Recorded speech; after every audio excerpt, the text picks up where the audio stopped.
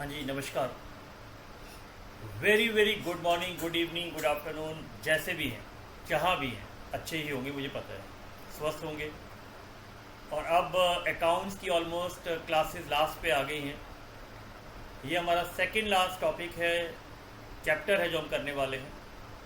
कई बार बच्चे मेरे से पूछते हैं, सर ये तो हम 12th में पढ़ के आते हैं, फिर पार्टनरशिप भी हमने 12th में करा होता है, तो आप ये आखिर में क्यों पढ़ाते हैं? बेटा, मेरा पर्पस क्या है और बताइए आपका पर्पस क्या है? आपका पर्पस है सीए फाउंडेशन में पास होना। पास होने के लिए चाहे आप अकाउंट्स में 40 ले आओ, 80 ले आओ, या किसी और में 80 ले आओ, अल्टीमेट टारगेट क्या है? पास होने का। मेरा टारगेट होता है कि पहले मैं वो चैप्टर्स कराऊं जो स्कोरिंग है, थोड़े से इजी है समझने में, जिसमें नंबर ऑफ क्वेश्चंस की वैरायटी कम है, और प्लस जो क्वेश्चंस आपस में लिंक हैं उनको पहले कराया जाए। यही रीज़न है मैं एनपीओ और पार्टनरशिप लास्ट में कराता हूँ, क्योंकि सबसे मेन चीज़ इसमें कॉन्सेप्ट ज़्यादा हैं, वैरायटी ऑफ क्वेश्चन ज़्यादा है, और कई बार स्टूडेंट्स को इसको टफ लगता है। तो जब ये चैप्टर हम कर रहे हैं, एज अ टीचर मुझे कहना नहीं चाहिए, लेकिन अगर आपको लगे कि यार मुझे ये चैप्टर नहीं करना, पार्टनरशिप नहीं करना, तो मैंने आपको कई बार बताया है, मेरे चैनल पे भी अवेलेबल है स्मार्ट स्टडी। तो अगर आपको लगे कि ये टॉपिक टफ है या इसमें टाइम कम है, टेक योर कॉल। सारे क्वेश्चंस मत करो, मेन क्वेश्चंस कर लो, वो भी आपकी एक पॉसिबिलिटी हो सकती है। बट डू रिमेंबर, आपको सारे चैप्टर्स पे ध्यान लगाना है। You have to focus on all the chapters. उसे नहीं भूलिएगा बेटा, उसे नहीं भूलिएगा। रीज़न आप सबको पता है, आप सबकी विजन की, आप सबकी विजन ये है, ये आप सबकी विजन है। तो ध्यान रखिएगा, अगर आपको अपनी और अपने पेरेंट्स की ड्रीम चेंज करनी है तो आपको हार्डवर्क करना है, और हार्डवर्क का मतलब क्लियर करना है। सबसे पहली चीज़ आपको क्लियर करना है। और यही रीज़न है, एज अ टीचर मैं आपको बता रहा हूँ, एज अ टीचर मैं आपको कह रहा हूँ कि इस टॉपिक में अगर आपको कहीं भी लगे कि थोड़ा सा टफ है तो अपनी कॉल लीजिए। और एक आखिरी चीज़ स्पेशली उन स्टूडेंट्स के लिए जो 12th में ये टॉपिक करके आते हैं, मुझे नहीं पता 12th में आपने कैसे किया है, रट्टे मारे हैं, स्टेटमेंट मेथड किया, क्या किया मुझे नहीं पता। 12th में सिर्फ सीबीएसई का फोकस होता है, यहाँ पर सीबीएसई फोकस नहीं है। यहाँ पर any variety of question can come. इसीलिए जो 12th में करके आए हैं, कृपया करके वो 12th में छोड़ के आना। और अगर 12th के तरीके से करना है तो ये वीडियो मत देखना, डायरेक्टली क्वेश्चन पे आ जाना, लेकिन उसके डाउट्स मेरे से मत पूछना, क्योंकि मेरा तरीका आपने शुरू से देख लिया है। पंकज सर का वादा कॉन्सेप्ट और क्वेश्चन सबसे ज़्यादा। जब तक कॉन्सेप्ट नहीं होंगे, क्योंकि रियल लाइफ में जाके भी आपको ये चीज़ें करनी होंगी, बिकॉज कंपनीज 2013 में सेक्शन 8 में ऐसी कंपनीज बनती हैं, बाद में आपको ये दिक्कत ना है। इसलिए बेटा प्लीज़ 11th या 12th में क्या करके आए उसको छोड़ के आ जाना। ये टॉपिक स्टार्ट करने से पहले मैं आपको बता रहा हूँ। तो चलिए अब इसी होप से हम आगे बढ़ते हैं।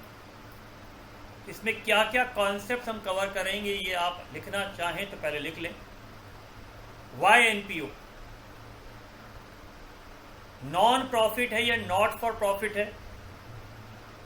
Basic accounting process real life के अकाउंटिंग प्रोसेस से कैसे अलग होता है?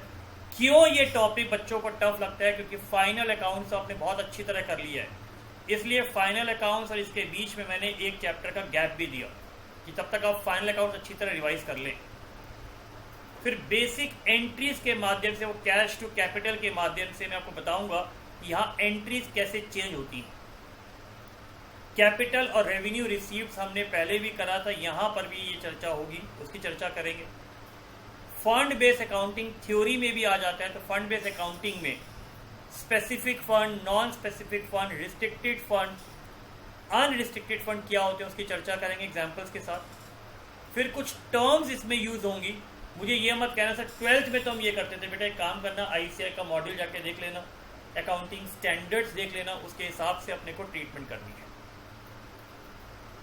फिर ऑफकोर्स हमारा जो टेस्ट है, हमारा जो फ्लेवर है बॉलीवुड अकाउंट, उसके थ्रू एक पूरा क्वेश्चन आपको कराऊंगा, पूरा कॉन्सेप्ट समझाऊंगा। ये सिर्फ ये टाइम, इतना टाइम सिर्फ कॉन्सेप्ट बिठाने में, बनाने में लगेगा, इसलिए जल्दी नहीं करना। उसके बाद हम लोग सब्सक्रिप्शन और कंज्यूमेबल अकाउंट में आएंगे। तो कॉन्सेप्ट 6 तक तो आप ये मान के चलो हम क्वेश्चंस का सिर्फ बैकग्राउंड रेडी करेंगे, फिर हम केसेस करेंगे।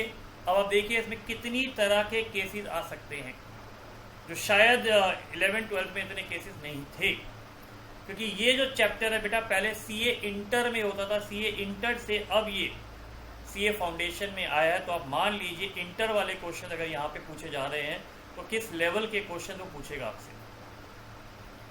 तो रिसीव पेमेंट गिवन है, इनकम एक्सपेंडिचर गिवन है, ट्रायल बैलेंस गिवन है। जब दोनों गिवन है तो क्या करना है, तो इस तरीके की चीज़ें हम लोग चर्चा करेंगे। तो बताइए रेडी है? तो सबसे पहले हम कॉन्सेप्ट नंबर 1 करेंगे, ठीक है। सबसे पहले कॉन्सेप्ट नंबर 1 करेंगे, वाई एनपीओ। तो पहले लिख लीजिए, पहले हम ये चीज़ कर रहे हैं, तो अगर लिखना चाहें तो पहले इसको भी लिख लीजिए। हम ये कर रहे हैं, ये हमारे सेक्शन 4 का चैप्टर है। सेक्शन 4 में 3 चैप्टर आते हैं, पार्टनरशिप, फाइनल अकाउंट्स और एनपीओ, जिसकी वेटेज 35 से 40 नंबर की है। फाइनल अकाउंट्स आप कर चुके हैं, तो अब ये मान के चलिए 10-10 नंबर के ये चैप्टर आपके और हैं। तो हम कर रहे हैं चर्चा इसकी। एग्रीड? हो गया, लिख लिया। कहाँ पर है जी? सेक्शन 4 है हमारा, और सेक्शन 4 के हिसाब से इसकी वेटेज, सेक्शन 4 के हिसाब से हमें इसकी वेटेज दी हुई है।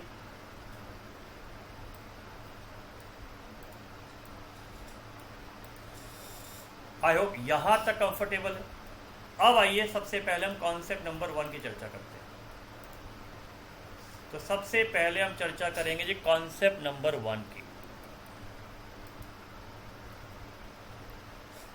तो सबसे पहले ये वाला कॉन्सेप्ट लिख लीजिए,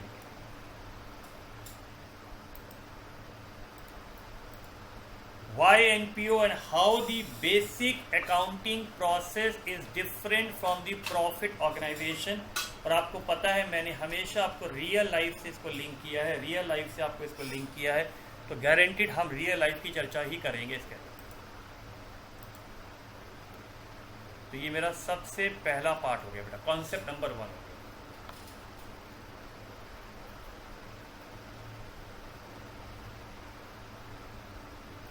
कॉन्सेप्ट नंबर 1। अब याद करिए एनपीओ क्या है।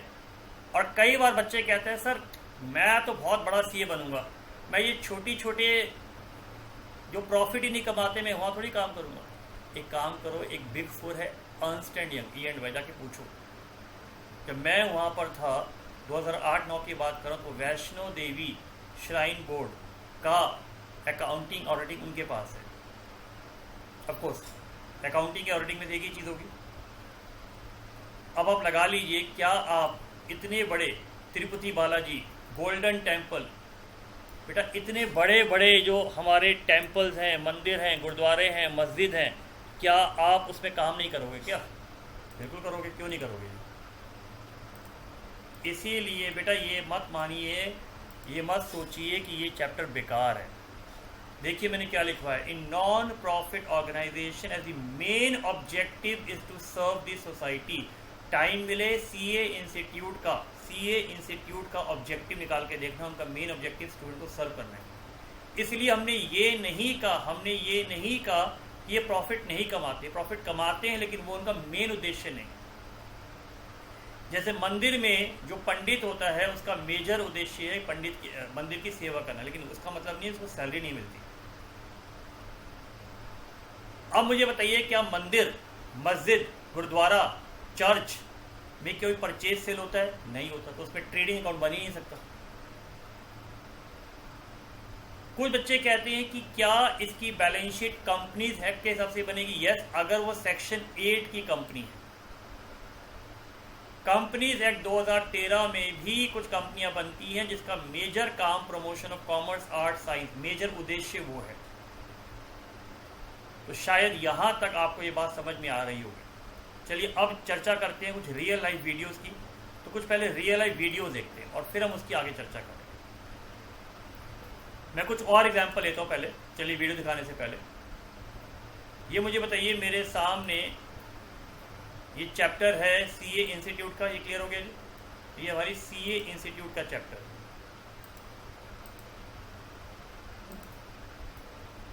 ठीक है। इसी की चर्चा करेंगे हम लोग, ये सारी चीज़ों की चर्चा भी करेंगे हम लोग। अब हम आते हैं जी एनपीओ के टॉपिक पे। ये देखिए सर, ये तो उल्टा है बेटा, रिवर्स है, मुझे पता है रिवर्स है, मुझे पता है रिवर्स है, क्यों टेंशन ले रहे हो? ये लीजिए हमने रोटेट कर दिया। सर ये क्या दिखा रहे हो बेटा? आपको ये बता रहा हूँ, जो सरकार होती है, सरकार एक होती है राज्य सरकार, एक होती है केंद्रीय सरकार, सेंट्रल गवर्नमेंट, स्टेट गवर्नमेंट, एक होती है लोकल गवर्नमेंट। जो आपकी स्ट्रीट लाइट, सड़क, ऐसी झारखंड एक शहर है, उसमें रांची है। अब बताइए, सरकार का मेजर उद्देश्य प्रॉफिट कमाना होता है? नहीं, सरकार का मेजर उद्देश्य सिटीजन्स की सेवा करना होता है। Street lights, water, sewerage, drainage, जो पानी निकलता है बारिश का। अब मुझे बताइए, इनका बैलेंस शीट में यहाँ शब्द कैपिटल है या फंड है? Municipal fund, year mark fund. आप देख रहे हैं बैलेंस शीट का स्ट्रक्चर वही है, वर्टिकल फॉर्मेट है, कंपनीज एक्ट के हिसाब से ही है, लेकिन आप देखो यहाँ पर कैपिटल वर्ड नहीं है। यहाँ पर देखो जी, यहाँ पर क्या देखो लिखा हुआ है, specific fund, special fund, special fund. मुझे बताइए, क्या यहाँ पर ट्रेडिंग अकाउंट बनेगा? नहीं सर, इसमें परचेज सेल नहीं होता। क्या मैन्युफैक्चरिंग बनेगा? नहीं बनेगा सर। ये तो सर्विस देते हैं, तो सर्विस सेक्टर के अंदर मैं जैसे टीचर हूँ, मैं सीए हूँ, मेरा ट्रेडिंग अकाउंट नहीं बनता। मेरी वाइफ पेंटर है, उसका ट्रेडिंग अकाउंट नहीं बनता टीचर में, लेकिन पेंटर में बनेगा। अब देखिए क्या बन रहा है, इनकम एक्सपेंडिचर बन रहा है। ये एक मेजर चेंज है एनपीओ के अंदर, मेजर चेंज है एनपीओ के अंदर। ये तो मैंने एक रियल लाइफ का एग्जांपल बताया कि रियल लाइफ में कैसे होता है, तो रियल लाइफ में भी ये चीज़ें सीए ही बनाता है बेटा। तो आइए अब हम चर्चा करते हैं कुछ रियल लाइफ वीडियोस की, देखते हैं।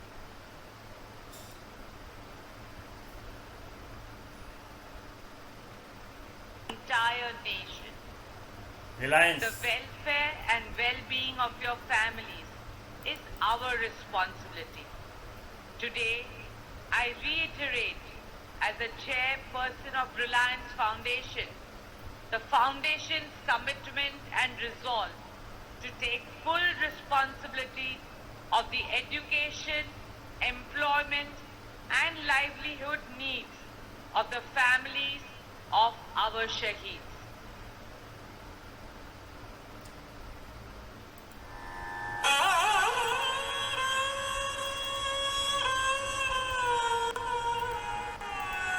अब आपने देखा अभी रिलायंस में रिसेंटली एजीएम हुई थी, तो उन्होंने कहा कि हमने कोविड पे इतनी हेल्प करी। पहले जब पुलवामा अटैक हुआ था, तो पुलवामा अटैक में उन्होंने ये रिस्पॉन्सिबिलिटी ली कि उनकी सारी एजुकेशन वगैरह फ्री होगी। तो मुझे बताइए, ये प्रॉफिटेबल का था? इन्होंने कोई डोनेशन दी? तो इन्होंने किसी सोसाइटी को कोई पैसे दिए होंगे, तो जिस सोसाइटी को पैसे दिए उसका मेन उद्देश्य क्या है? प्रॉफिट कमाना नहीं है, आर्मी की सेवा करना है। अब आपके सामने ये गोल्डन टेम्पल का मैं सीन लेके आ रहा हूँ। यहाँ खाना मिलता है, या खाने के पैसे देने पड़ते हैं आपको? फ्री का लंगर होता है, गुरुद्वारे में चले जाइए। तो मुझे बताइए, ये जो लंगर का पैसा आता है कहाँ से आता है? तो दिमाग लगाना, सोचना, तुक्के नहीं मारना। क्या ये जाके बाहर कोई सामान बेचते हैं? इनका प्राइमरीली लोग डोनेशन दे जाते हैं। कभी देखना फर्नीचर लगा होता है, फर्नीचर पे लिखा होता है donated bye Harpal Singh, in the memory of mother, in the memory of father. इसका क्या मतलब है? उन्होंने अपने फादर के नाम पे ये डोनेशन कर दी है। कुछ डोनेशन में लिखा होता है जी डोनेशन सिर्फ चेयर्स के लिए काम आएगी, लेकिन कुछ डोनेशन में कुछ नहीं लिखा होता, उसमें लंगर चला जाता है, जो स्टाफ वहाँ काम कर रहा है उसकी सैलरी चली जाती है। कई बार आपने देखा होगा कुछ मंदिर में, गुरुद्वारे में इवन हॉस्पिटल्स बने होते हैं, होम्योपैथी की ट्रीटमेंट होती है। अब जो डॉक्टर आता है, क्या वो रेगुलर वहाँ बैठता है? वो कभी कभी विजिट करने आता है, उसको जो मिलता है उसे ऑनरेरियम कहा जाता है। तो ऐसी चर्चा हम करेंगे अभी तो मैं आपको रियल लाइफ की फीलिंग दिला रहा हूँ जरा।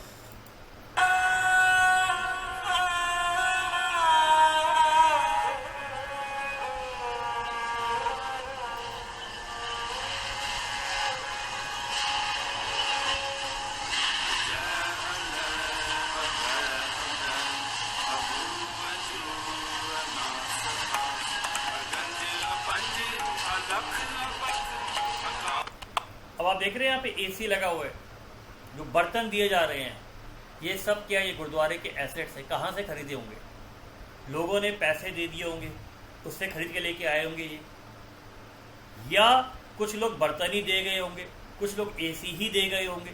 तो इन सब की अकाउंटिंग अपने को करनी होती है रियल लाइफ, इन सब की अकाउंटिंग अपने को करनी होती है रियल लाइफ।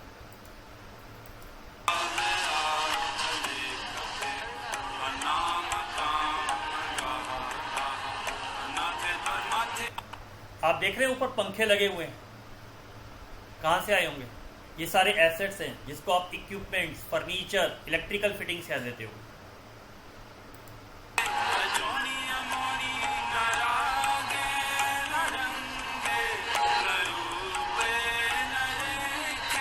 हो चुका है।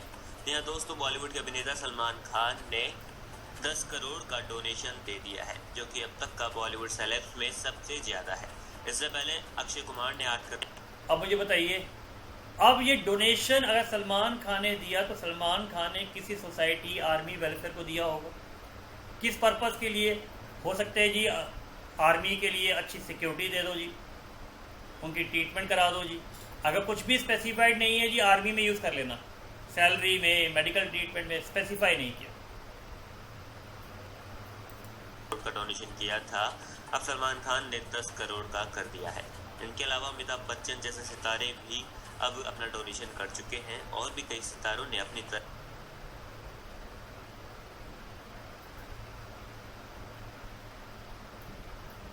खान ने केरल के बाढ़ पीड़ितों के लिए डोनेट की इतनी बड़ी रकम। पूरे भारत ने की तारीफ। बॉलीवुड के दबंग यानी सलमान खान को हमेशा से ही जरूरतमंद लोगों की मदद करने के लिए खास तौर पर जाना जाता है।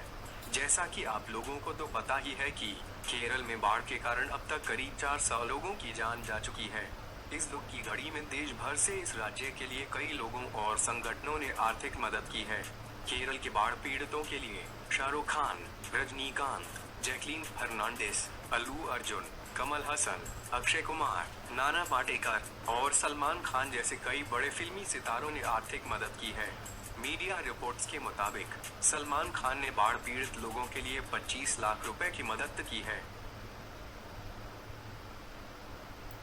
सो आई होप इतने जो एग्जाम्पल ले रहा हूँ ये सिर्फ आपका दिमाग खोलने के लिए कर रहा हूँ कि दिमाग खुले, सिर्फ किताबों से बाहर निकलो, किताबी एग्जाम्पल से बाहर निकलो। इन सब चीज़ों की एज अ सीए अपने को अकाउंटिंग करनी होती है। आप सलमान खान के सीए बनेंगे तो डोनेशन की एंट्री करोगे देने की। आप किसी मंदिर, मस्जिद, सोसाइटी के बनोगे तो गारंटीड है वहाँ पर आपको डोनेशन आने की एंट्री करनी होगी। जितने भी ये मंदिर, मस्जिद वगैरह होते हैं किसी शहरों में होते हैं, किसी स्टेट में होते हैं, उसमें स्टेट के रूल्स चलते हैं। और अब खबर भारत के सबसे अमीर मंदिर की। तिरुमाला के तिरुपति बालाजी मंदिर दान और चढ़ावे के मामले में हर दिन। अब मुझे बताइए, लोगों ने तिरुपति बालाजी में गोल्ड दे दिया। अब गोल्ड दिया है तो लॉजिकली गोल्ड आएगा तो एंट्री क्या करोगे? Gold account debit. टू क्या करोगे बताओ? फर्नीचर आया, फर्नीचर अकाउंट डेबिट। किसी ने एसी दे दिया, एसी अकाउंट डेबिट। याद करो, फाइनल अकाउंट्स में मैंने गिफ्ट का कॉन्सेप्ट सिखाया था। गिफ्ट का मतलब है आपकी कैपिटल बढ़ जाती है। कैपिटल क्या होती है? वो चीज़ जो बिजनेस के बंद करने पे वापस होता है। अब ये गोल्ड वगैरह वापस तो होगा नहीं, तो मंदिर का हो गया। लोग कहते हैं इनकम है, बेटा इनकम नहीं है, ये एक तरह की आपकी कैपिटल रिसीप्ट है। कैपिटल रिसीप्ट का मतलब जो बार बार नहीं होगी, सेम पर्सन से बार बार नहीं होगी, सेम पर्सन से बार बार नहीं होगी। तो इसीलिए कोई भी गिफ्ट होता है, गिफ्ट की एंट्री बनती है asset account debit to capital. नया रिकॉर्ड कायम करता रहा है। बीते 18 जुलाई को पूरे दिन भगवान वेंकटेश्वर को अब तक का दूसरा सबसे ज्यादा चढ़ावा आया। इस दिन मंदिर में भक्तों ने कुल 4 करोड़ 69 लाख का चढ़ावा चढ़ाया। भक्तों ने कई महंगे जेवरात भगवान के चरणों में अर्पित किए। भक्तों ने सीधे तुझ पर मंदिर में प्रसाद चढ़ाने की। अब मुझे बताइए, एक मूवी आई थी मुझसे शादी करोगे, उसमें कुछ मटके थे। मुझे बताइए वो मटके के आगे लिखा हुआ था कि वो पैसा किस में यूज होगा? ऐसे ही एग्जैक्टली आपने देखा होगा कुछ मंदिरों में दान पात्र लिखे होते हैं। आपके स्कूल में देखना, स्कूल की फीस में लिखा होता है बिल्डिंग के लिए है, ये जनरल के लिए। ये ट्यूशन फी के लिए। तो जब दान पात्र पे लिखा है कि ये मंदिर की छत के लिए, मंदिर के एसी के लिए, मंदिर के फर्नीचर के लिए, तो वो स्पेसिफिक हो जाता है। सिर्फ दान पात्र है ये नहीं लिखा ये किस में यूज होगा, उसे जनरल कहा जाता है। ये टर्म्स इस बार चैप्टर में काम आएंगे।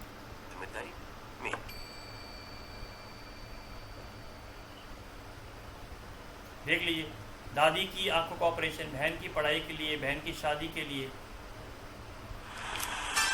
तो आई होप ये कुछ एग्जाम्पल्स हैं जो आपके दिमाग को ब्रॉड करेंगे, खोलेंगे कि हाँ जो चैप्टर हम कर रहे हैं वो कहाँ काम आएगा। इतना क्लियर? क्लैरिटी? Very good. अब यहाँ तक अगर आपको क्लियर हो गया है तो मुझे ये समझ में आ गया होगा कि अब आपको ये पता लगेगा कि इस चैप्टर में हम किस किस चीज़ों की चर्चा करने वाले हैं। इसमें हम नॉर्मल बिजनेस की बात नहीं कर रहे हैं, हम इसमें कुछ अलग हट के जो बिजनेस है उसकी चर्चा कर रहे हैं। अब हट के अगर हम बिजनेस की बात करें तो हट के अगर कोई बिजनेस की बात करें तो चलिए हट के बिजनेस की जरा बात करते हैं।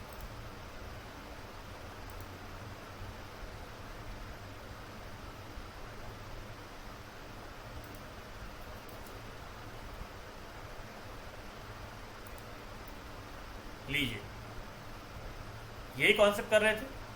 अब एनपीओ क्यों है ये आपको समझ में आ गया कि ऐसी ऑर्गेनाइजेशंस क्यों बनती हैं। मुझे बताओ, अगर ऐसी ऑर्गेनाइजेशन नहीं होगी तो गरीबों की सेवा कौन करेगा? जो वृद्ध लोग हैं जिनके बच्चों ने उन्हें छोड़ दिया है वृद्ध आश्रम में, तो वो लोग कैसे सर्वाइव करेंगे? जो अनाथ लोग हैं वो कैसे सर्वाइव करेंगे? किसी को खून की जरूरत है तो ब्लड कैंप्स कैसे लगेंगे? कोविड में लोगों ने हेल्प करी, अगर ये एनपीओज ना हो, ये ट्रस्ट ना हो, ये एनजीओज ना हो, ये मंदिर मस्जिद ना हो, तो बताइए लोग कहाँ मत्था टेकने जाएंगे? लेकिन इसमें भी तो पैसे का लेन देन होता है, और जहाँ पर पैसे का लेन देन होता है, जहाँ फाइनेंशियल ट्रांजैक्शन होती है, वहाँ अकाउंटिंग का होना अनिवार्य है। हमारा मनी मेजरमेंट कॉन्सेप्ट यही कहता है। इसलिए एनपीओ होगा तो जरूर। क्यों? हर तरीके की इकोनॉमी भी होती है, कैपिटलिस्ट इकोनॉमी, सोशलिस्ट इकोनॉमी होती है। मैं यहाँ इकोनॉमिक्स नहीं पढ़ा रहा हूँ आपको, बट मैं बता रहा हूँ हर तरीके के लोग होते हैं। कुछ लोगों का उद्देश्य प्रॉफिट कमाना है, कुछ का समाज सेवा होता है। तो इसलिए एनपीओ वहाँ पर लगता है जिनका प्राइम उद्देश्य समाज सेवा है, जिनका प्रॉफिट से हट के कोई मेन उद्देश्य है। अब अकाउंटिंग कैसे अलग है हम देखते हैं। मुझे बताइए, कंपनीज एक्ट में ये एप्लीकेबल है, ये क्लियर हो गया? इनको जानते हैं? हर कोई जानता है, विप्रो, अजीज प्रेम जी। अगर आप इन्हें जानते हैं तो इन्होंने कितना डोनेशन दिया है ये आप देख लीजिए एजुकेशन के लिए। देख लीजिए, आपके सामने ये कुछ डाटा दे रहा हूँ, कुछ डाटा। ये सारा डाटा कहाँ से आता है? ये सारा डाटा अकाउंटिंग से आता है। तो हमें अकाउंटिंग करनी है बेटा, इसकी अकाउंटिंग करनी है। ये इन्वेस्टमेंट क्या है, इनकम क्या है, ये एग्जाम्पल से करेंगे। ये देखिए लेटेस्ट एग्जाम्पल्स। इतने लोगों ने कोविड के लिए पैसे दिए, इन्होंने कोविड के लिए पैसे दिए, और पैसे जब आए उसकी कोई एंट्री हुई होगी, बोलो है ना? वो एंट्री अपने को सीखनी है, वो एंट्री अपने को सीखनी है इधर। बताइए, ये एजुकेशन के लिए अगेन कुछ रियल लाइफ एग्जाम्पल दिखा रहा हूं कि वो फीलिंग, गूज बम्स आने चाहिए आपको। तो ये क्लियर हो गया जी। यहाँ पर मेजर उद्देश्य, प्राइम ऑब्जेक्टिव, क्योंकि जब कोई भी बिजनेस बनता है तो उसका मेन उद्देश्य लिखना जरूरी होता है। जैसे मेरा उद्देश्य पढ़ाना है और मुझे प्रॉफिट कमाना है, लेकिन मैं अगर आपको पढ़ाऊँ और पैसे ना लूँ तो मेरा मेन उद्देश्य क्या हो जाएगा? मेरा मेन उद्देश्य हो जाएगा समाज सेवा। समाज सेवा। तो सरप्लस आ जाए, जैसे सीए इंस्टीट्यूट भी स्टूडेंट से पैसे लेती है, उनका सरप्लस होता है, लेकिन वो मेन उद्देश्य नहीं है। कुछ और एग्जाम्पल्स मुझे बताइए। गुरुद्वारा, गोल्डन टेम्पल, क्राय बच्चों की हेल्प करता है, वाइल्ड लाइफ एनिमल्स की हेल्प करता है। वैष्णो देवी अब जाते हैं जम्मू में। ये देखिए एक और एग्जाम्पल रियल लाइफ का, नव ज्योति इंडिया फाउंडेशन को बताएगा किसने बनाई है? सोचो, जानते हैं इनको? किरण बेदी। यस, इन्होंने बनाई है। इनका जो मेजर उद्देश्य है वुमेन्स की एम्पावरमेंट करना, जो विडोज़ हैं जिनके हस्बैंड्स ने छोड़ दिया है या घर से फैमिली निकाल दिया है, उनको चाइल्ड एजुकेशन, ये कुछ इनके उद्देश्य हैं। मेरा एक फ्रेंड है जो सीए है यहाँ पर, इसलिए मेरे पास ये पूरे रिकॉर्ड्स रिपोर्ट्स हैं मेरे पास। सो आई होप ये पहले दूसरे कॉन्सेप्ट आने से पहले इतनी चर्चा आपको बिल्कुल अच्छी तरह समझ में आ गई, बोलो हाई है ना। तो जो मैंने एनपीओ का ये पार्ट लिखवाया है यहाँ तक समझ में आया। अब एक काम करते हैं, देखते हैं कि रियल लाइफ से ये कहाँ पर, यहाँ अकाउंटिंग का प्रोसेस कहाँ अलग है, यहाँ अकाउंटिंग का प्रोसेस कहाँ पर अलग है। चलिए उसकी चर्चा करते हैं। मुझे बताइए, अगर नॉर्मल एक प्रॉफिट ऑर्गेनाइजेशन होती, एक नॉर्मल प्रॉफिट ऑर्गेनाइजेशन होती जो हमने फाइनल अकाउंट्स में करा, अगर प्रॉफिट ऑर्गेनाइजेशन होती तो उसका स्टेप नंबर 1 क्या होता है? उसका स्टेप नंबर 1 होता है ट्रांजैक्शन। परचेज है, सेल है, रेंट है, उस ट्रांजैक्शन का कोई सोर्स डॉक्यूमेंट होता है। सोर्स डॉक्यूमेंट का मतलब परचेज का बिल, सेल का बिल, सैलरी देने का प्रूफ, कोई चेकबुक, कुछ प्रूफ होगा। ट्रांजैक्शन के बाद आप क्या करते हो? सर हम बनाते हैं जर्नल। एग्रीड? जर्नल में बहुत सारे टक बुक्स बनती है, cash book, purchase book, cell book. ये यूनिट 1 आप रिवाइज करके आए होगे सारा इसे, और यूनिट 2 में भी कराया था मैंने, ये एरर में भी कराया था। जर्नल के बाद क्या बनता है बताओ? लेजर। फिर बनता है ट्रायल, याद आ गया? उसके बाद आप बनाते हैं ट्रेडिंग, फिर बनता है P&L, और फिर बनता है बैलेंस शीट। बोलो है ना? यही करते हो ना बेटा? नॉन प्रॉफिट में बिल्कुल इसका रिवर्स है।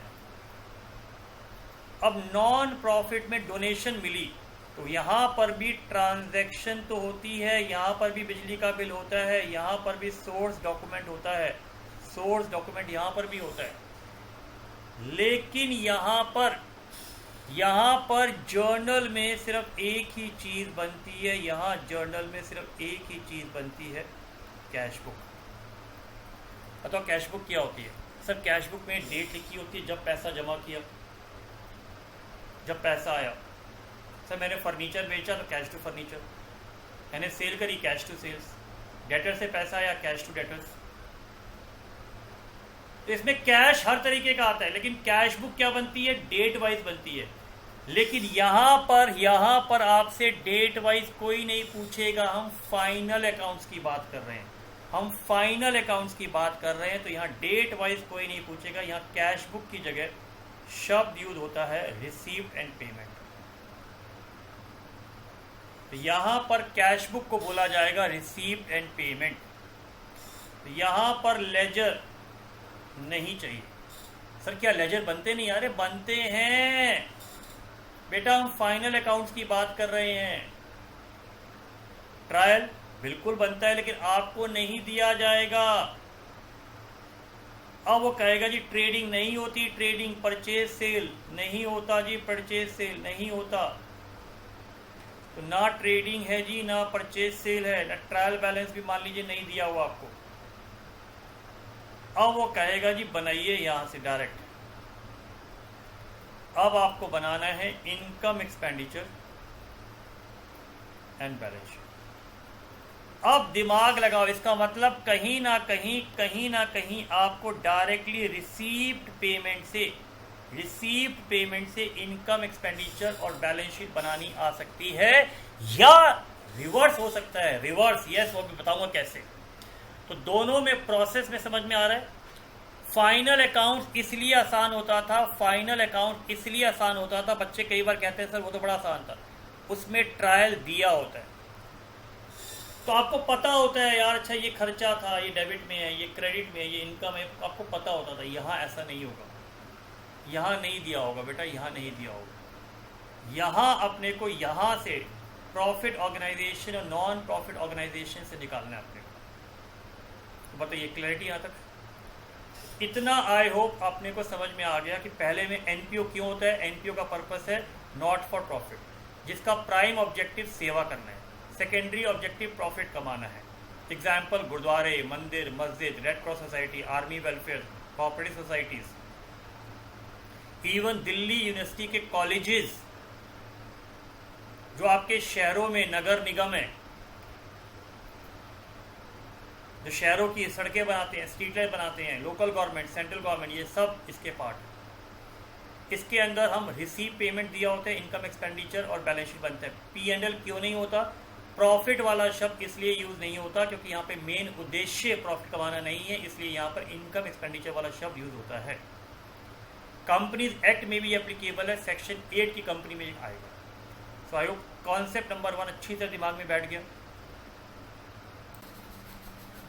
सो आई होप बेटा फर्स्ट कॉन्सेप्ट जिसमें मैंने सिर्फ आपको NPO रियल लाइफ में क्या होता है वो बताया, गुरुद्वारा, डोनेशन, ये सारी चीज़ों की चर्चा मैंने आपके साथ करी, तो शायद आपको एक फीलिंग आनी शुरू हो गई होगी कि एज अ CA इस टॉपिक में अपने को क्या करना है। अपने को सिंपल भाषा में एक अलग बिजनेस की अकाउंटिंग करनी है। अभी तक आपके दिमाग में वही purchase, sale, credit purchase, cash purchase, debtor, creditor ये चलता था।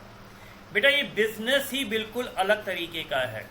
तो लॉजिकली यहाँ पर इसलिए थोड़ा सा बच्चे को ये टॉपिक टफ या अलग लगता है क्योंकि आप इतने यूज टू है बाकी चीज़ों में। चलिए अब मैं आपको कॉन्सेप्ट नंबर 2 में ये बताने का प्रयास करूंगा कि ये कैसे टॉपिक हमारा अलग है और ये नॉर्मल बेसिक एंट्रीज से कैसे फ़र्क है। ठीक है जी, तो कॉन्सेप्ट नंबर 2 हम कवर करते हैं। मैं बहुत सिंपल सा एग्जांपल लूंगा और कोई जल्दी नहीं करेंगे बेटा, कोई जल्दी नहीं करेंगे। अगर हम बात करें एक प्रॉफिट ऑर्गेनाइजेशन की,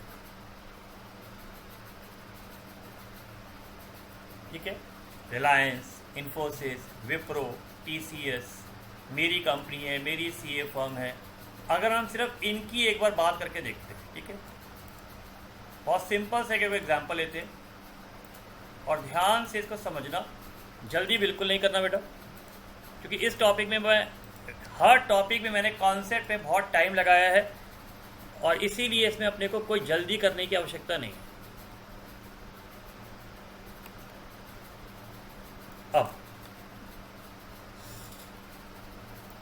अब मुझे ये बताइए, लीजिए सबसे पहले शुरू करते हैं, रेडी है? मान लीजिए हमारी सबसे पहली बेसिक एंट्री क्या होती है, मुझे बताओ। सबसे पहली बेसिक एंट्री बताओ सर। बेसिक एंट्री होती है कैश या बैंक टू कैपिटल, बोलो हाँ या ना? होती है। ये मैं क्या बना रहा हूँ, ये मैं आपको बैलेंस शीट, जिसको हम अकाउंटिंग इक्वेशन कहते थे, उस तरीके से बता रहा हूँ। तो मुझे बताइए कैश, क्या पहली एंट्री अगर आपको बैलेंस शीट में बनानी हो तो शायद ऐसे बनेगी, बोलो हाँ या ना? जल्दी से बताओ। नॉर्मल ये बनेगी। अब मुझे बताइए, मान लीजिए इस 1 लाख में से आपने 40,000 का फर्नीचर खरीद लिया, क्या एंट्री करते हो? सर एंट्री करते हैं फर्नीचर टू कैश, बोलो हाँ या ना? एग्रीड है? पक्का? एंट्री क्या बनेगी? सर कैश हमारा 40,000 से कम हो जाएगा और हमारा फर्नीचर आ जाएगा 40,000। एग्रीड? क्या लायबिलिटी साइड पे इसका कोई इम्पैक्ट पड़ा? क्या लायबिलिटी साइड पे इसका कोई इम्पैक्ट पड़ा? नहीं पड़ा, बिल्कुल नहीं पड़ा, बिल्कुल नहीं पड़ा, बिल्कुल नहीं पड़ा लायबिलिटी साइड, देख लो। तो जरूरी नहीं है हर एंट्री का इम्पैक्ट लायबिलिटी साइड पे पड़ेगा। मान लीजिए हमने इन्वेस्टमेंट कर दी, 10,000 की इन्वेस्टमेंट कर दी, तो एंट्री क्या बनाओगे? इन्वेस्टमेंट टू कैश, बोलो हाँ या ना? लीजिए मैंने इन्वेस्टमेंट कर दी।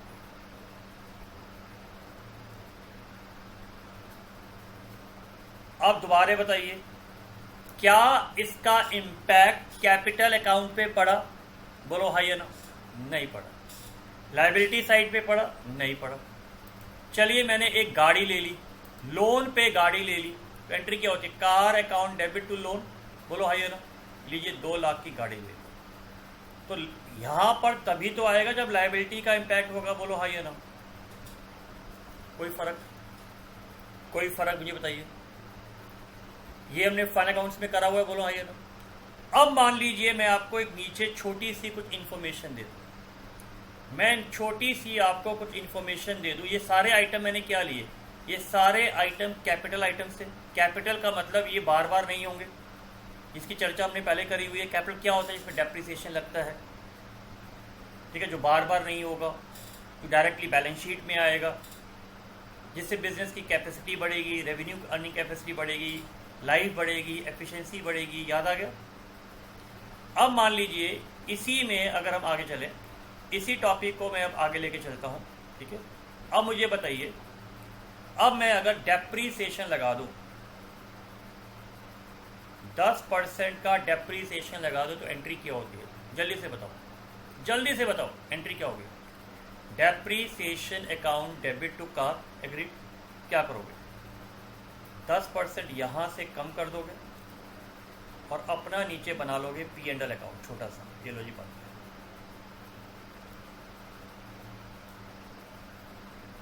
बोलो हाँ या ना? एग्रीड है? हमें मान लीजिए इंटरेस्ट मिल गया इन्वेस्टमेंट पे, इन्वेस्टमेंट पे मुझे 5% का इंटरेस्ट मिल गया, तो 10,000 का 5% होता है 500 इंटरेस्ट। अगर इंटरेस्ट मिला है और मैंने कहा जी एक्रूड है, आउटस्टैंडिंग है, क्या करोगे? आउटस्टैंडिंग इंटरेस्ट टू इंटरेस्ट, बोलो हाँ या ना? अभी कैश में नहीं आया। मुझे बताओ यहां तक क्या मैंने कुछ भी नया सिखाया आपको? शायद माइंड में ये एंट्री अच्छी तरह सेट हो गई होगी। मैं आपको सिर्फ बताने का प्रयास करूंगा कि अब एनपीओ में यही एंट्रीज कैसे चेंज होंगी। पहला बेसिक चीजें सीखो, अच्छी तरह बेसिक चीजें सीखो पहले, कि जब आप कोई चीज खरीदते हो तो कैपिटल पे कोई इंपैक्ट नहीं पड़ता, कैपिटल पे कोई इंपैक्ट नहीं पड़ता। ये कैश किसने इन्वेस्ट किया? बिजनेस में प्रोप्राइटर का अपना पैसा था।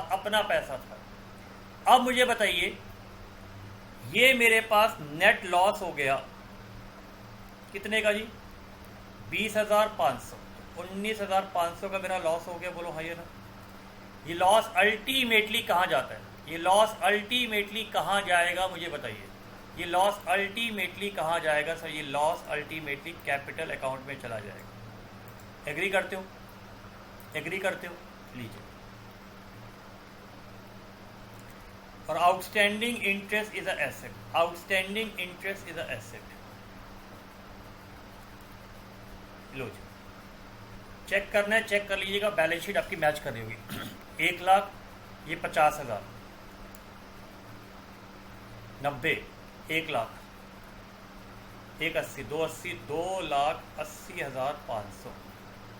यहाँ आ जाओ, यहाँ पे चेक कर लीजिए, 2 लाख, ठीक है जी।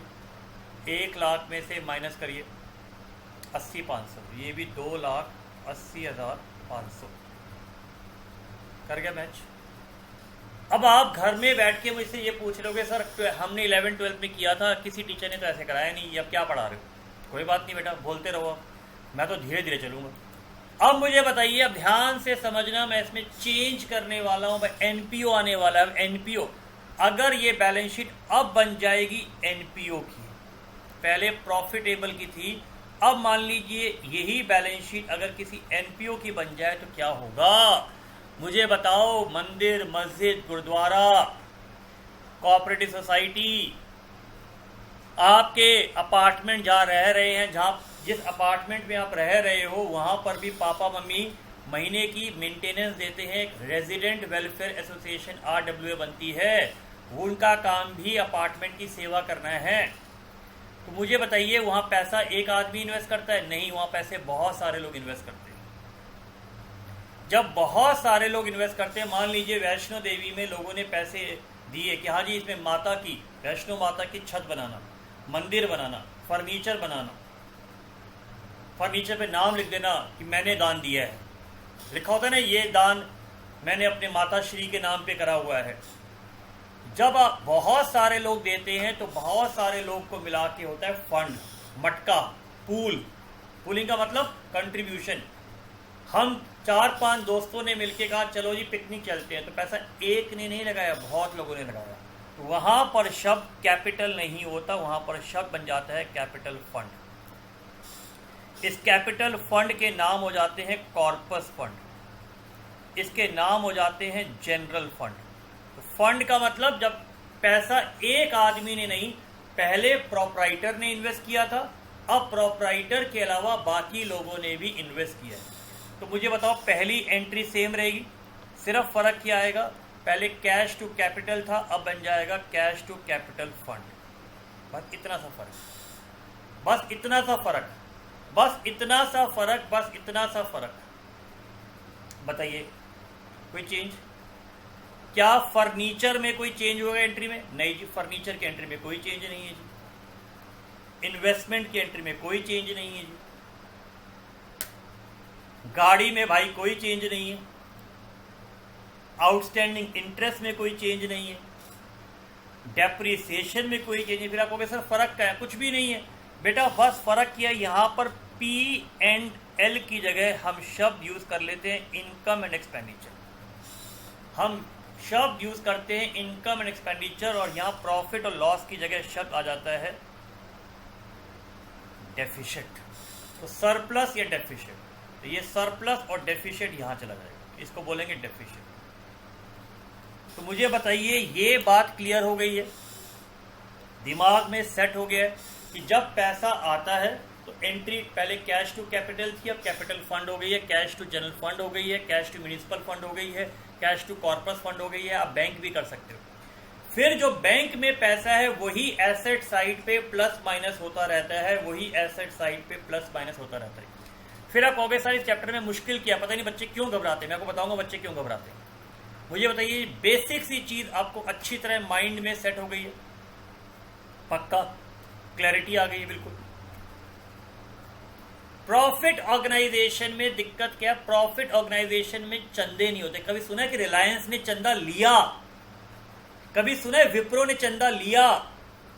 दिया नहीं, लिया की बात कर रहा हूं कि मुकेश अंबानी ने अपना घर डोनेशन लेके बनाया, नहीं होगा, पॉसिबल ही नहीं है, पॉसिबल ही नहीं है। तो ये फर्क है। इसमें सिर्फ जो डोनेशन कोई देता है, कोई ग्रांट सहायता देता है, तो डोनेशन को ग्रांट भी कहा जाता है, सिर्फ उसी का फर्क है, सिर्फ उसी का फर्क है बेटा। तो वो डोनेशन ग्रांट जो दी जाती है उसकी ट्रीटमेंट की वजह से ये चैप्टर में कहां फर्क आता है वो अपने को ध्यान रखना है। तो इस टॉपिक में सबसे मेन चीज जो ध्यान रखने वाली है, जो सबसे मेन चीज ध्यान रखने वाली है, सबसे मेन चीज जो ध्यान रखने वाली है, जिसको मैं अपनी भाषा में हमेशा NTM कहता हूं, डोनेशन, सहायता या ग्रांट जब मिलती है तो हाउ वी ट्रीट, मेनली ये चीज आपको इस टॉपिक में ध्यान रखने वाली है। मेनली ये चीज आपको इस टॉपिक में ध्यान रखनी है। बाकी कुछ आइटम्स के भी मैं चर्चा करूंगा तो आपको और क्लैरिटी आएगी। अभी तक मैंने, आप देख लो, चैप्टर स्टार्ट नहीं किया। मैं सिर्फ अभी तक आपको चैप्टर्स का सिर्फ बेसिक और ब्रीफ बता रहा हूं। चलिए एक बार ये भी चर्चा कर लेते हैं कि इनकम एक्सपेंडिचर और P&L में क्या फर्क है। इस चीज की भी यहां पर चर्चा कर लेते हैं। इनकम एक्सपेंडिचर और P&L का क्या फर्क है। इनकम एक्सपेंडिचर किस में बनेगा? ये बनेगा नॉट फॉर प्रॉफिट ऑर्गेनाइजेशन में P&L प्रॉफिट। इनकम एक्सपेंडिचर का बैलेंसिंग फिगर सरप्लस या डेफिशिट होगा। इसका बैलेंसिंग फिगर क्या होगा, जल्दी से बताओ। इसका बैलेंसिंग फिगर प्रॉफिट या लॉस होगा। इनकम एक्सपेंडिचर का बैलेंस जाएगा कैपिटल फंड में, जनरल फंड में, इसका जाएगा कैपिटल में। 3 तो आइटम मैंने आपको ये बता दिया, 3 तो मैंने ये बता दिया। सबसे मेन चीज ये फाइनल अकाउंट्स करा हुआ है। मुझे बताओ P&L की फिगर कहां से आती है? ट्रेडिंग से आती है, ट्रायल बैलेंस से आती है। ट्रायल बैलेंस ट्रेडिंग अकाउंट से आती है। लेकिन इसकी इंफॉर्मेशन कहां से आएगी? रिसीव्ड एंड पेमेंट से आएगी। ये अभी जब बॉलीवुड अकाउंट की कहानी सुनाऊंगा तो ये और क्लियर होगा। इसका मतलब यहां पर जो मैंने आपको ये चीज बताई थी, ये चीज बताई थी, यहां पर यहां से एंट्री लेनी है, यहां से एंट्री लेनी है। इसीलिए जिन बच्चों के अकाउंट्स के कॉन्सेप्ट्स वीक होते हैं वो फंस जाते हैं। बेटा इसमें रट्टे नहीं लगेंगे, रट्टे नहीं लगेंगे, रट्टे नहीं लगेंगे, रट्टे नहीं लगेंगे। अब इसमें एक छोटी सी चीज और समझते हैं। एक छोटा सा मैं आपको लॉजिक रिसीव्ड एंड पेमेंट का भी बना के यहां पे समझाता हूं, फिर हम आगे चलेंगे। मान लीजिए ये एक छोटा सा रिसीव पेमेंट लेते हैं।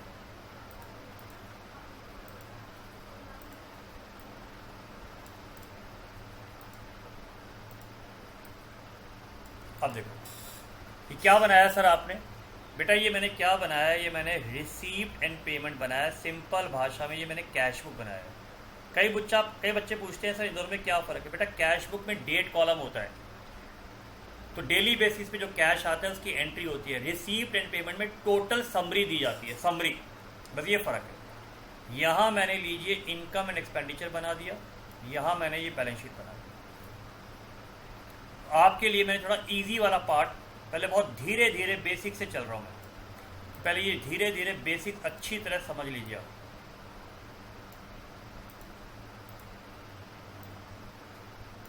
अब ये आप मान के चलिएगा मैं किसी टेंपल की बात कर रहा हूं,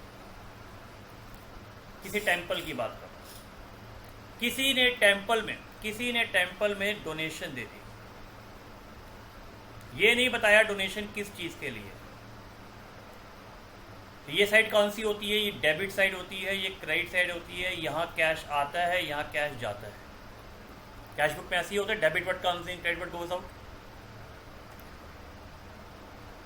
यहां पर मान लीजिए हमें कोई ग्रांट मिल गई, लेकिन अब ग्रांट के आगे लिख दिया ये बिल्डिंग की ग्रांट है। इसका मतलब ये ग्रांट, ये सहायता आपको बिल्डिंग बनाने के लिए ही यूज करनी है, बिल्डिंग बनाने के लिए ही यूज करनी है।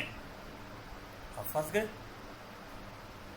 अगर सहायता लिखी होती, सिंपल सहायता लिखी होती, तो इससे तो आप अपनी सैलरी भी दे सकते थे, डेली बेसिस के खर्चे भी कर सकते थे। लेकिन अगर मैंने कह दिया देख भाई 20,000 रुपए से सिर्फ बिल्डिंग बननी चाहिए, तो मुझे बताओ क्या कहीं और खर्च कर सकते हो? बीवी ने तुम्हें 20,000 रुपए दिए और कहा जाओ सामान लेके आओ, जाओ सामान लेके आओ, तो कोई भी सामान ला सकते हो, ब्रेड, बटर, अंडे। लेकिन बीवी ने कहा ना ना ना, 20,000 से सिर्फ मेरा मेकअप का सामान लेके आना। तो बताओ क्या तुम्हारी हिम्मत है कि इस 20,000 से कुछ और लेके आ जाओ? इसका मतलब जब बीवी ने साथ में कहा मेरा मेकअप का सामान लेके आना, तो साथ में उसने टेंशन ऐड कर दी है। टेंशन का मतलब आपको बोल दिया इसके बिना ये पैसा खर्च नहीं होना चाहिए। तो टेंशन जब साथ में लग जाती है, ये चीज कभी भी प्रॉफिट ऑर्गेनाइजेशन में नहीं होती, ये चीज कभी भी प्रॉफिट ऑर्गेनाइजेशन में नहीं होती। बताइए, सिंपल सी ये चीज समझ में आ रही है यहां तक? पक्का जी।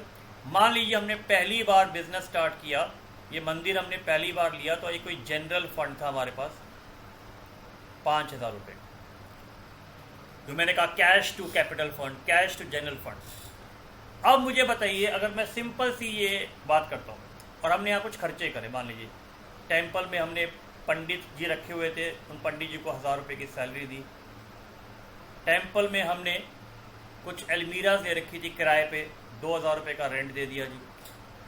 बिजली का खर्चा था जी। हमने कुछ फर्नीचर ले लिया 3,000 रुपये का। तो अगर हम कैश देखें, ये मंदिर का खर्चा है, मंदिर में 10,000 रुपये आए, 20 ये आए 30, और टोटल 35,000 रुपये मंदिर में आ गए। उसमें से 1,000 रुपये की सैलरी गई 34, 2,000 का रेंट गया 32, 1,000 का बिजली खर्चा 31, 3,000 का फर्नीचर। तो बताइए बैलेंस शीट कितना हो गया? 28,000। अभी तक क्या होता था, इसके बाद आप लेजर बनाते थे, याद है? फिर ट्रायल बनता था। तो ट्रायल में आपको पता होता था ये रियल अकाउंट है, ये नॉमिनल अकाउंट है, ये पर्सनल अकाउंट है। याद करिए, मैंने कहानी बताई थी, ट्रायल बैलेंस में 5 दोष होते हैं, asset, liability, income, expense, capital. याद आ गया? 3 दोष होते हैं, रियल, नॉमिनल, पर्सनल। ट्रेडिंग वाले में नॉमिनल दोष उतर जाते हैं, यहां पर वही करना है। अब मुझे बताओ, इनकम एक्सपेंडिचर दिमाग में रखना है, ये P&L है, ये P&L है। P&L में मुझे बताओ, हम आउटस्टैंडिंग आइटम लेते थे, बोलो हाई है ना?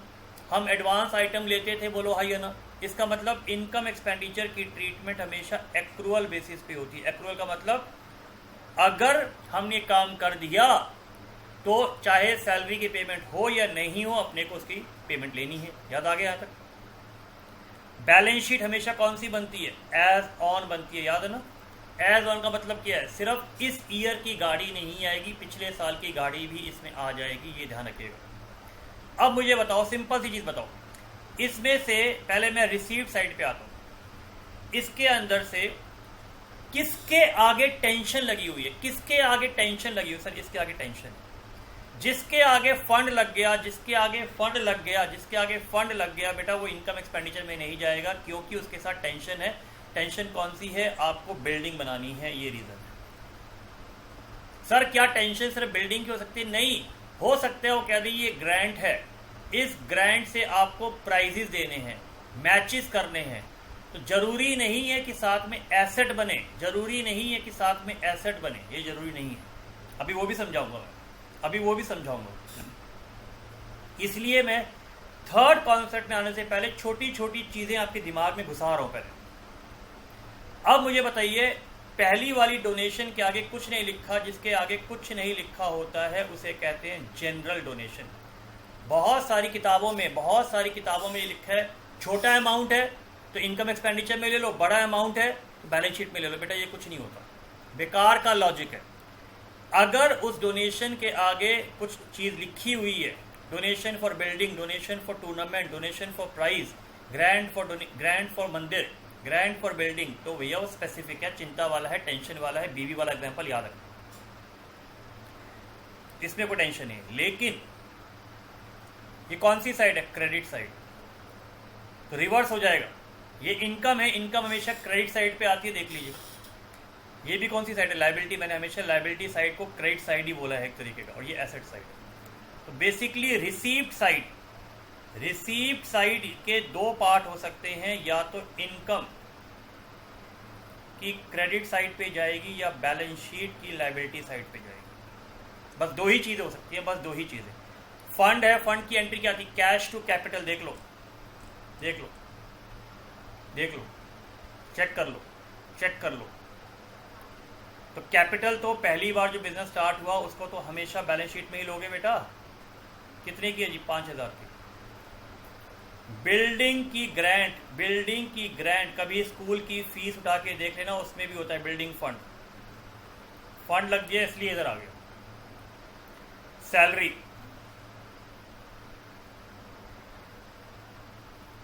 कौन से खर्चे हैं? रेवेन्यू खर्चे हैं। अब मुझे शायद रेवेन्यू और कैपिटल बताने की आवश्यकता नहीं होनी चाहिए। Electricity, furniture. बहुत छोटा सा एग्जाम्पल लेके मैंने ये क्वेश्चन समझाने का प्रयास किया, बहुत छोटा सा क्वेश्चन लेके। अब जरा आप ध्यान से देखें, 10,000 माइनस 1000, 9, 7 और 1, 6000 का आ गया ये बैलेंसिंग फिगर सरप्लस। इस सरप्लस को हम यहाँ ऐड कर देते हैं। 6, 5, 11 और 20, 31,000। चेक कर लो, कर गया मैच।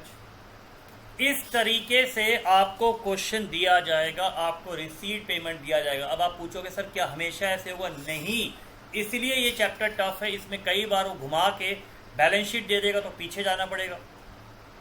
ये अपने को ध्यान रखना है, ये अपने को बहुत मेजर चीज़ें अपने को ध्यान रखनी है, मेजर चीज़ें अपने को ध्यान रखनी है। यहाँ तक सेट। मैंने अभी सिर्फ कॉन्सेप्ट नंबर 2 में क्या सिखाया? बेसिक एंट्री सिखाई है आपको, बेसिक एंट्रीज क्लियर होगी। तो कैश टू कैपिटल है, यहाँ कैश टू कैपिटल की जगह कैश टू कैपिटल फंड आ जाएगा। बस इतना सा फर्क ध्यान रखना, अदरवाइज एंट्री वही है, एंट्री कोई नई नहीं है, कोई एंट्री नई नहीं है। फिर मैंने इनकम एक्सपेंडिचर और बैलेंस शीट P&L का डिफरेंस समझाया आपको, और एक छोटा सा एग्जाम्पल रिसीव पेमेंट से लेके इनकम एक्सपेंडिचर और बैलेंस शीट कैसे बनती है वो करा। अब हम कॉन्सेप्ट नंबर 3 पे आएंगे। सो आई होप कॉन्सेप्ट नंबर 2 आपके दिमाग में बहुत अच्छी तरह से सेट हो गया होगा। बोलो हाँ या ना। अभी तक भी मैंने चैप्टर स्टार्ट नहीं किया, क्योंकि आपको पता है हमारा चैप्टर स्टार्ट तब होता है जब हम बॉलीवुड अकाउंट्स की बात करते हैं और पूरा एक क्वेश्चन करते हैं। मैंने आपको ये कराया था, देखिए ये किरण बेदी वाला नवज्योति का, देखिए आपके सामने रिसीव पेमेंट भी आप चेक कर लीजिए। ओपनिंग बैलेंस है, ग्रांट रिसीव फ्रॉम प्रोजेक्ट्स है, corpus fund, staff welfare fund. तो हर ऑर्गेनाइजेशन में क्योंकि नेचर अलग अलग होता है, अब मंदिर का, मस्जिद का, रेड क्रॉस सोसाइटी का, सीए इंस्टीट्यूट का, नवज्योति फाउंडेशन के सोर्सेज खर्चे सेम नहीं हो सकते, तो गारंटीड अलग अलग होगा। हॉस्पिटल जो होता है बेटा, हॉस्पिटल में आपको मेडिसिन मिलेंगी, वहाँ मेडिसिन फंड मिलेगा। स्कूल कॉलेज में एजुकेशन फंड मिलेगा। मंदिर में हो सकता है आपको बिल्डिंग फंड या टेम्पल फंड मिल जाए। चेक कर लीजिए, इनकम एक्सपेंडिचर की हमने बात करी थी, बैलेंस शीट देख लीजिए। तो सिर्फ फंड वाला पार्ट आपको ध्यान रखना है, सिर्फ फंड वाला पार्ट ध्यान रखना है, अदरवाइज इसमें कुछ भी नहीं है। इसकी चर्चा हम कर चुके हैं, बोलो हाई या ना, समझ में आ गया था यहाँ तक। रिसीव पेमेंट क्या होता है इसकी हम चर्चा कर चुके हैं। रिसीव पेमेंट में फर्नीचर भी आ रहा था और सैलरी रेंट भी आ रहे थे। तो रिसीव पेमेंट में रेवेन्यू और कैपिटल दोनों आते हैं। इनकम एक्सपेंडिचर में सिर्फ करंट ईयर के आइटम और रेवेन्यू आइटम आते हैं। कुछ इनकम के एग्जाम्पल्स, सब्सक्रिप्शन क्या होती है, जब आप किसी क्लब में या किसी मंदिर के मेंबर बनते हैं तो आपसे फीस लेते हैं, उसे कहा जाता है जनरल डोनेशन। मैंने आपको बताया न्यूज़पेपर की सेल, क्योंकि हर मंदिर मस्जिद में अखबार तो आता होगा, मैगजीन भी आती है। अब वो मैगजीन या अखबार कबाड़ी में बेचे तो क्या करोगे? हो सकता है इन्होंने कोई लॉकर ले रखा हो अपना सामान रखने के लिए, उसका लॉकर का रेंट होगा। कोई पुराना सामान है वो बेच के स्क्रैप का आ सकता है। ये सारी चीज़ों की चर्चा भी जब बॉलीवुड अकाउंट का क्वेश्चन आएगा उसमें सारी चीज़ें आएंगी, सारी चीज़ें आएंगी। हर ऑर्गेनाइजेशन का अलग अलग होगा। इसीलिए बच्चा कहता है सर फाइनल अकाउंट से बड़ा आसान चैप्टर था बेटा, क्योंकि फाइनल अकाउंट्स में आपने 100 क्वेश्चन करे, 100 के 100 क्वेश्चन में क्या आता था? Purchase sale, purchase return, cell return, capital, building, furniture, rent, salaries, घुमा फिरा के वही एडजस्टमेंट होती थी। यहाँ वो नहीं होगा। चलिए अब हम करते हैं concept number 3, fund based accounting, restricted fund, specific and unrestricted fund, general में क्या फ़र्क है। तो कॉन्सेप्ट नंबर 3 में आते हैं। अब हम कॉन्सेप्ट नंबर 3 पे आते हैं, तो इसको ज़रा अब ध्यान से समझना। अब आप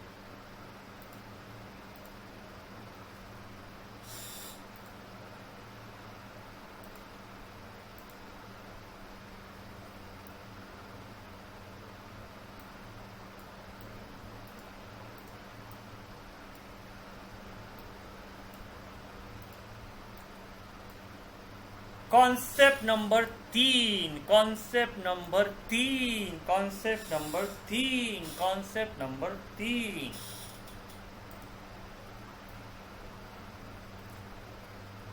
अब बहुत बच्चे बोलेंगे सर ये फंड बेस्ड अकाउंटिंग क्या होती है? अब कहाँ से नए नए शब्द, बेटा ये थ्योरी में आ जाता है, थ्योरी में भी आ जाता है। तो मुझे तो बेटा कराना पड़ेगा आपको, मेरे को तो कराना पड़ेगा।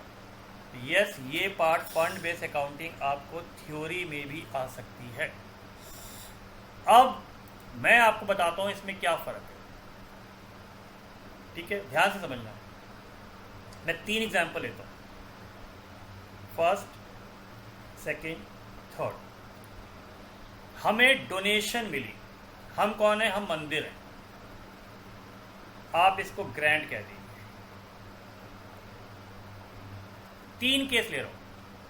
ये किसका है? ये टेम्पल की बात हो रही है, किसी टेम्पल की बात हो रही है, वैष्णो देवी की बात हो रही है, गुरुद्वारे की बात हो रही है, गोल्डन टेम्पल। इनको डोनेशन मिली तो क्या करेंगे? Debit what comes in. तो ये सारे लोग मुझे बताओ डेबिट व्हाट कम्स इन में बैंक करेंगे, बोलो हाँ या ना।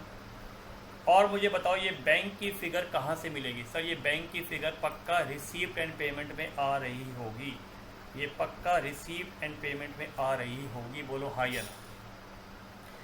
अब मुझे बताइए, पहले में इनको मिला बैंक टू डोनेशन, कुछ नहीं लिखा। फिर यहां आ गया bank to donation for food, food या मेडिसिन्स।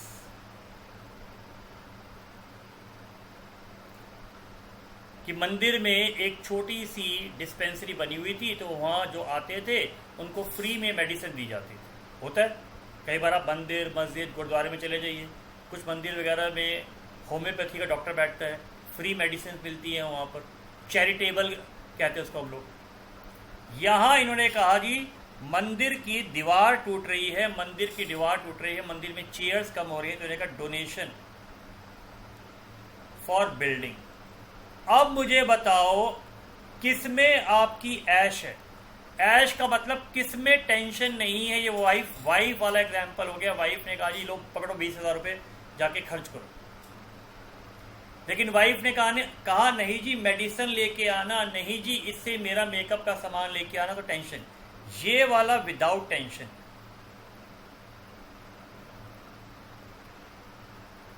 बोलो हाँ ये ना, इसमें टेंशन है, इसमें भी टेंशन है। मुझे बताओ किसमें टेंशन ज़्यादा बड़ी है? ज़्यादा बड़ी का मतलब किसमें एसेट क्रिएट होगा, किसमें एसेट क्रिएट होगा, ये मुझे बताओ। एसेट का मतलब किसमें कोई ऐसा एसेट बनेगा जिसमें हम फ्यूचर में डेप्रिसिएशन लगाएंगे? सर इसमें कोई भी नहीं है, क्योंकि ये पैसा मैं कहीं भी इस्तेमाल कर सकता हूँ, कहीं भी।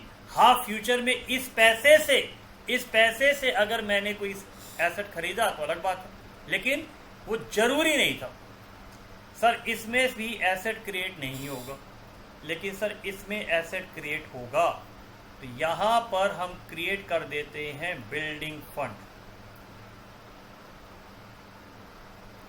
यहां हम कर देते हैं बिल्डिंग फंड, इसे कहते हैं restricted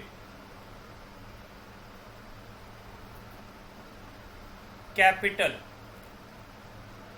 item, restricted capital fund ये कह लीजिए। कैपिटल इसलिए क्योंकि इससे कैपिटल एक्सपेंडिचर क्रिएट हो रहा है, कैपिटल एक्सपेंडिचर का मतलब एसेट बन रहा है, इसलिए इसको रिस्ट्रिक्टेड कहते हैं। ये भी रिस्ट्रिक्टेड है, तो जिसमें टेंशन है वो सब रिस्ट्रिक्टेड है। लेकिन मुझे बताइए खाना, मेडिसिन, इस पे क्या कोई डेप्रिसिएशन लगेगा? नहीं, ये रिस्ट्रिक्टेड है, लेकिन ये रेवेन्यू इन नेचर का है। इसका सिर्फ फर्क क्या है? डेप्रिसिएशन नहीं लगेगा। ये अनरिस्ट्रिक्टेड है, ये आजाद पंछी है, ये आजाद पंछी है, ये आजाद पंछी है। मुझे बताओ किसमें डेप्रिसिएशन लगेगा? इसकी मैं अभी ट्रीटमेंट बताऊंगा, क्योंकि बहुत बच्चे नहीं लगेगा डेप्रिसिएशन, नहीं लगेगा डेप्रिसिएशन, इसमें डेप्रिसिएशन लगेगा। क्योंकि ये बहुत बच्चा बार बार गलती करता था क्लास में, जब मैं पूछता था, मैं लाइव क्लास की बात कर रहा हूँ, तो हो सकता है 12th में भी आपको दिक्कत आती हो। मैं फिर बता रहा हूँ, मुझे बताइए दिक्कत कहाँ आई? दिक्कत जैसे ही इसमें ये लग गया, जैसे ही इसमें ये लग गया, इसका मतलब ये चिंता साथ में लग गई, टेंशन साथ में आ गई, और चिंता चिता के समान है। इसीलिए इसके अंदर ये रिस्ट्रिक्टेड फंड होते हैं, और रिस्ट्रिक्टेड फंड हमेशा जाते हैं बैलेंस शीट में, हमेशा जाते हैं बैलेंस शीट में, और ये जाता है इनकम एक्सपेंडिचर। अगर आप एंट्री देखो, एंट्री देख लो बेटा, एंट्री देख लो, ये भी क्रेडिट पे आ रहा है, ये भी क्रेडिट पे आ रहा है, ये भी क्रेडिट पे है। और याद करो क्रेडिट के मैंने आपको 3 ही चीज़ें बताई हैं। क्रेडिट का मतलब सिर्फ 3 ही चीज़ें हो सकती हैं, लायबिलिटी, इनकम या कैपिटल। ये कैपिटल तो है नहीं। इसका मतलब जब डोनेशन मिलती है या तो वो इनकम की साइड पे जाएगा या वो लायबिलिटी साइड पे जाएगा। अगर ग्रांट मिल रही है या तो वो इनकम एक्सपेंडिचर की क्रेडिट साइड पे जाएगा या लायबिलिटी की साइड पे जाएगा।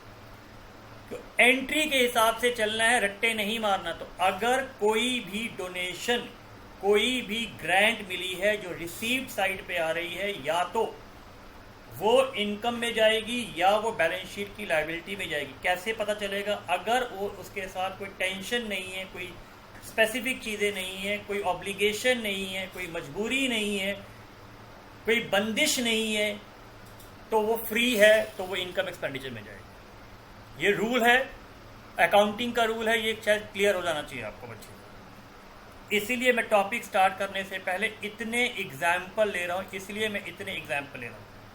अब अगर इसी को मैं अगर बैलेंस शीट की फॉर्म में आपको सिखाने का प्रयास करूं, इसी को मैं जरा अगर बैलेंस शीट की फॉर्म में सिखाने का प्रयास करूं, मान लीजिए ये यहाँ पर अमाउंट 20,000 है,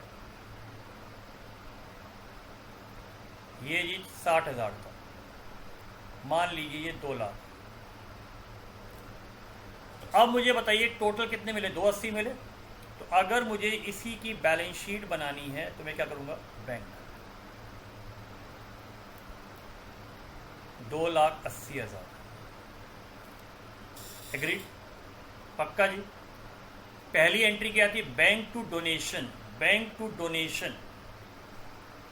मुझे बताइए क्या पहले वाले के अंदर कोई बंदिश थी, नहीं थी, तो वो डोनेशन मैं यहाँ लिखूंगा क्योंकि बंदिश नहीं थी, बंदिश नहीं थी। दूसरा था bank to donation for medicine, donation for medicine, donation for fund food, तो मैं यहाँ लिखूंगा क्योंकि साथ में डोनेशन है लेकिन स्पेसिफिक है। तो इसे कहते हैं tournament fund, prize fund, food fund. ये हो गया मेडिसन का फंड। कितने अमाउंट का बताओ जी, कितने अमाउंट का, 60,000 का। फिर बताइए अपने को क्या मिला, बिल्डिंग। सर बिल्डिंग है, डोनेशन बिल्डिंग की है, तो ये एग्जाम में ये डोनेशन लिखने की आवश्यकता नहीं होती अपने को। एग्जाम में ये लिखा आएगा, सिर्फ ये लिखा आएगा बिल्डिंग फंड। बताइए कोई दिक्कत। अब मुझे बताओ मेरी ये चिंता कब खत्म होगी, मेरी ये चिंता कब खत्म होगी, मेरी ये चिंता कब खत्म होगी। मैंने मान लीजिए मेडिसिन के लिए 60,000 रुपये मिले थे, मैंने मेडिसिन 60,000 की खरीद ली। मैंने मेडिसिन खरीद ली 40,000 रुपये की, चलो मानते हैं 40,000 की मेडिसिन खरीद ली। तो बताइए 40,000 रुपये का मेरा बैंक या कैश कम हो जाएगा, बोलो हाँ या नो। आराम से, कोई जल्दी नहीं करने का बेटा, जल्दी नहीं करने का। बताओ क्रेडिट वर्ड गोज आउट हो गया। अब ये बताओ ये मेरा खर्चा है। याद करो सलमान खान का एग्जाम्पल, भाभी बहन की शादी, बहन की पढ़ाई, दादी की आंखों का ऑपरेशन। क्या मेडिसन नाम का कोई मटका बना हुआ है, क्या मेडिसन नाम का कोई मटका बना हुआ है? हाँ सर ये रहा, ये मटका बना हुआ है। इसका मतलब मेरी चिंता खत्म हो जाएगी। ये मेरी चिंता यहाँ से 40,000 की चिंता खत्म हो गई। अब कहोगे सर आपने मेडिसिन इनकम एक्सपेंडिचर में क्यों नहीं लिया? अरे भैया जब उसका पैसा मैंने वहां नहीं लिया, उसका मटका कहाँ खड़ा हुआ था? जहां उसका मटका खड़ा हुआ है उस मटके से मुझे माइनस करना है। यही तो कॉन्सेप्ट है। आपने अपनी गुल्लक में पैसे डाले तो अपनी गुल्लक से ही पैसे निकालोगे ना। आपके पापा ने कहा बेटा एक काम करते हैं, तुम्हें क्या चाहिए? आपने कहा पापा मुझे ब्लूटूथ स्पीकर चाहिए। पापा ने कहा ठीक है बेटा, पिग्गी बैंक में डालता रहे। पैसे डाले, एक दिन पैसे इकट्ठे हो गए, आपने पिगी बैंक से पैसे निकाल लिए। तो मटके से पैसे निकालोगे ना अपने, ये कोई लॉटरी का मटका नहीं है। क्लैरिटी। अब आप बिल्डिंग वाली कब खत्म होगी? सर आपने बिल्डिंग बना ली, आपने बिल्डिंग बना ली, मान लीजिए आपने बिल्डिंग बना ली, लीजिए बिल्डिंग बन गई सर, आपकी बिल्डिंग बन गई। आपने बिल्डिंग बना लीजिए 1,80,000 की, तो बिल्डिंग इधर आ गया। अब ध्यान से सुन लेना, बच्चा कहता है सर मेडिसिन यहाँ पे क्यों नहीं आया? सुन लेना, सुन लेना इस पॉइंट पे। बच्चा कहता है सर मेडिसिन आपने यहाँ क्यों नहीं लिखा था? सर आपने मेडिसिन यहाँ क्यों नहीं लिखा? अरे भाई medicine is a revenue item, medicine पे डेप्रिसिएशन नहीं लगता है। बिल्डिंग इसलिए लिखा है building is a capital item. ये कई बार बच्चे का डाउट आता है, कई बार बच्चे का डाउट आता है, कई बार ये बच्चे का डाउट आता है, इसलिए मैंने ये क्लियर कर दिया आपको। यहाँ पर मैं बार बार कह रहा हूँ, ये बार बार आप पूछेंगे घर जाके, और घर में मुझे पता है बैठे हुए हैं आप। इसमें बच्चा पूछता है सर ये बिल्डिंग यहाँ पे कैसे लिख दी? अरे एंट्री देख ले भैया, एंट्री बिल्डिंग टू कैश है। अब मुझे बताइए मेरी टेंशन कितने से कम होगी? सर मेरी टेंशन कितने से कम होगी? मेरी एंट्री क्या थी? मेरी एंट्री थी बैंक टू बिल्डिंग फंड। ठीक, बैंक टू बिल्डिंग फंड होनी चाहिए थी, होनी चाहिए थी, होनी चाहिए थी बैंक टू क्या? डोनेशन। लेकिन डोनेशन के साथ क्या लग गया? डोनेशन के साथ लग गया चिंता, टेंशन। यहां तक क्लियर? पक्का डन। अब मुझे बताओ मेरी कितने की टेंशन खत्म होगी? मेरी कितने की टेंशन खत्म होगी? सर आपकी 1,80,000 की टेंशन खत्म होगी। तो टेंशन जब आई थी, तो आपने क्रेडिट किया था बैंक टू बिल्डिंग फंड। बोलो हाँ या ना? जब आई थी तो आपने क्या किया था? Bank to building fund. अब मुझे बताइए क्या ये बिल्डिंग खत्म हो जाएगी या लॉन्ग टर्म चलेगी? जल्दी से बताओ। मेडिसिन खत्म हो चुकी है, लॉन्ग टर्म नहीं चलेगी क्योंकि ये रेवेन्यू आइटम था। क्या बिल्डिंग खत्म होगी, लॉन्ग टर्म चलेगी? लॉन्ग टर्म है। बिल्डिंग आपका क्या होता है? एसेट है। एसेट क्या है? कैपिटल है। देखिए एसेट क्या है? एक तरीके की एसेट है तो कैपिटल ही। इसी कैश से तो फर्नीचर बनाया, इसी कैश से तो फर्नीचर बनाया। आज आपके पास 50,000 का कैश था, 40,000 की फर्नीचर है, 10,000 की इन्वेस्टमेंट है, तो ये किसके इक्वल है? 1 लाख की कैपिटल के इक्वल है। फिर बोल रहा हूँ, आज पंकज गोयल कहता है मेरी 1 लाख की कैपिटल है, तो क्या 1 लाख की कैपिटल सिर्फ कैश में है? नहीं जी, 1 लाख में से 50,000 कैश में है, 40 फर्नीचर की है, 10 इन्वेस्टमेंट की है। ऐसे ही इस केस में है, ऐसे ही इस केस के अंदर है, ऐसे ही इस केस में है।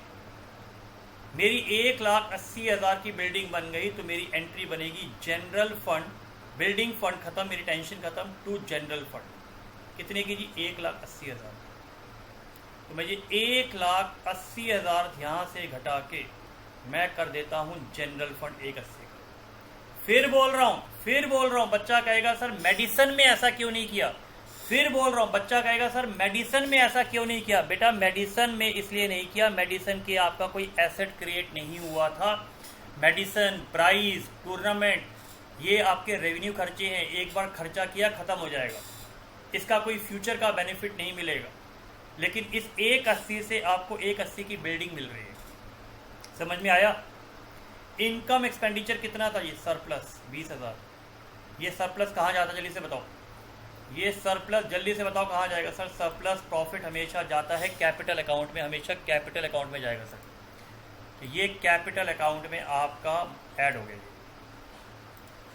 इसलिए जल्दी नहीं करना, मैं बता रहा हूँ। मैं इतनी मेहनत इसलिए करवा रहा हूँ कि पहले कॉन्सेप्ट दिमाग में बिठा लो। ये एंट्रीज वाले कॉन्सेप्ट में ही दिक्कत आती है। ऐड कर लो 2 लाख, 2,20,000 और 20, 2,40,000। चेक कर लो, चेक कर लो जी, चेक कर लो कितने की बिल्डिंग कट गई जी? बिल्डिंग हमारी 1,80,000 की बन चुकी है जी। दोनों साइड का टोटल बताओ, मैच कर गया? बोलो हाँ या ना। मैं अगर सिंपल भाषा में बताऊं बेटा, सिंपल भाषा में बताऊं, आपको डोनेशन मिली तो पहला स्टेप आया आपका डेबिट व्हाट कम्स इन। तो जैसे ही आपको किसी ने डोनेशन दी, इसका मतलब आपका फायदा, तो आपको लगेगा सर ये तो मेरा फायदा हो गया है, ये तो मेरा फायदा हो गया है। बैंक टू फायदा, क्रेडिट दी इनकम। कितने की मिली थी सर? 20 की ये मिली, 60 की ये, 2 लाख की ये 20 की मिली सर, फिर 60 की मिली, फिर 2 लाख की मिली। मुझे बताओ 60,000 और 2 लाख वाले भी फायदे हैं? नहीं जी, ये टेंशन है, ये भी टेंशन है। क्यों है? इसका पैसा मुझे मेडिसिन या फूड पे खर्च करना है। इसका पैसा मुझे किस पे खर्च करना है? बिल्डिंग पे खर्च करना है। तो सिंपल भाषा में जनरल फंड, बच्चा कहता है सर जनरल के आगे भी तो फंड लिखा हुआ है। अरे भैया, जनरल का मतलब कोई भी खर्चा, कोई भी खर्चा। सारी चीजें अगर बैलेंस शीट में डाल दोगे तो इनकम एक्सपेंडिचर में क्या आएगा? बाबा जी का ठुल्लू आएगा। ये जनरल है, जिस पे कोई रिस्ट्रिक्शन नहीं है, जिस पे कोई रिस्ट्रिक्शन नहीं है, वो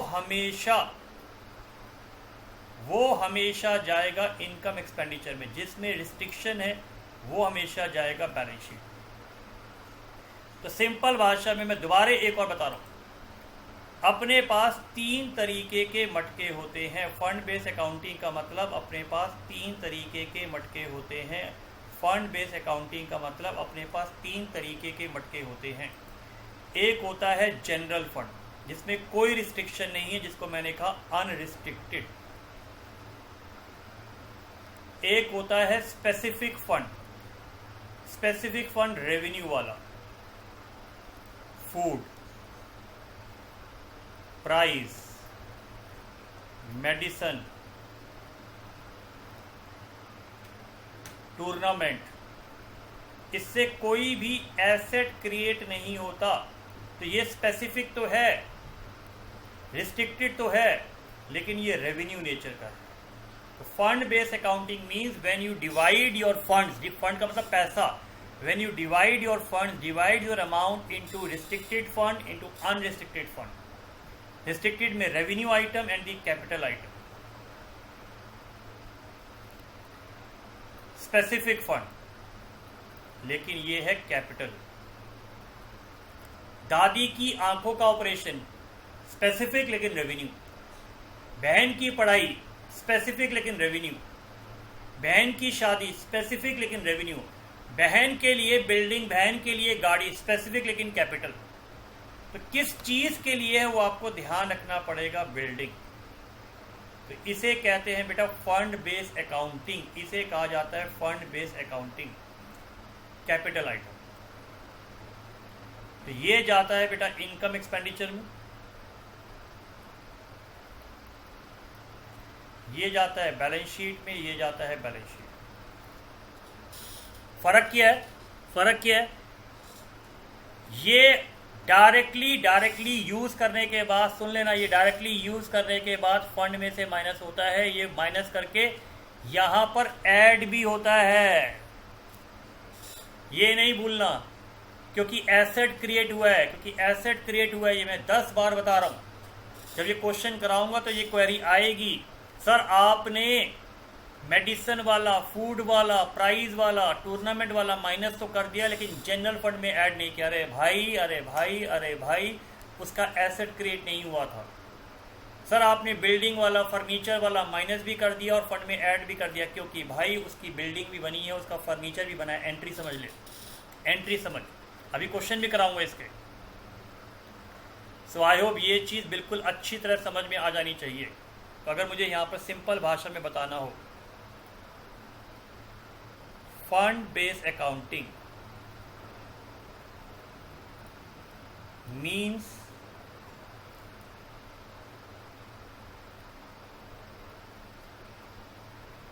recording funds as restricted and unrestricted.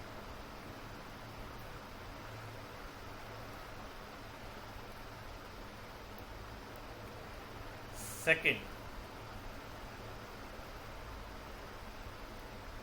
restricted can be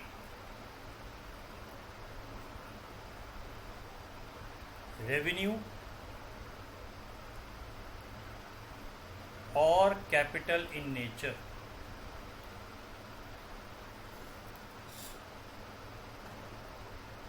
Third,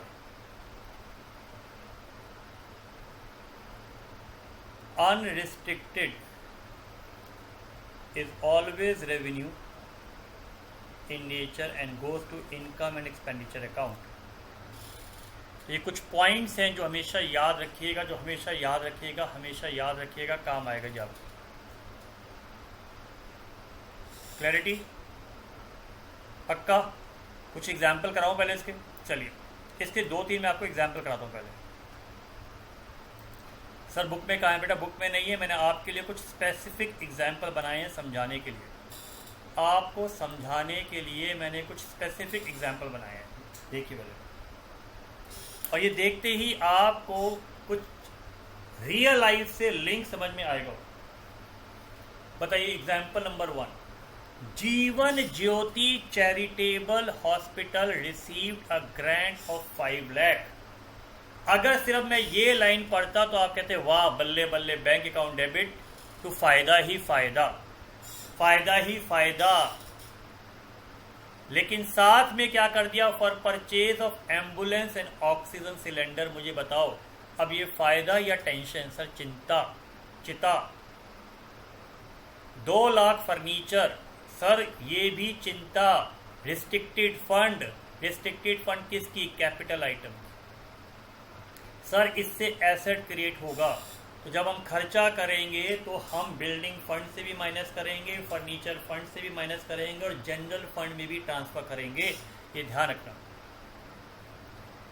NPO जीवन ज्योति चैरिटेबल हॉस्पिटल ने 4 लाख एम्बुलेंस पे खर्च कर दिया, 1,80,000 फर्नीचर पे खर्च कर दिया। तो मुझे बताओ ये क्वेश्चन कॉपी हो गया? बोलो हाँ या ना? ये क्वेश्चन कॉपी हो गया, बोलो हाँ या ना, जल्दी से बताओ। करें को इस क्वेश्चन करने का प्रयास करें। अब मुझे अगर ये क्वेश्चन करना हो, एग्जाम्पल नंबर 1,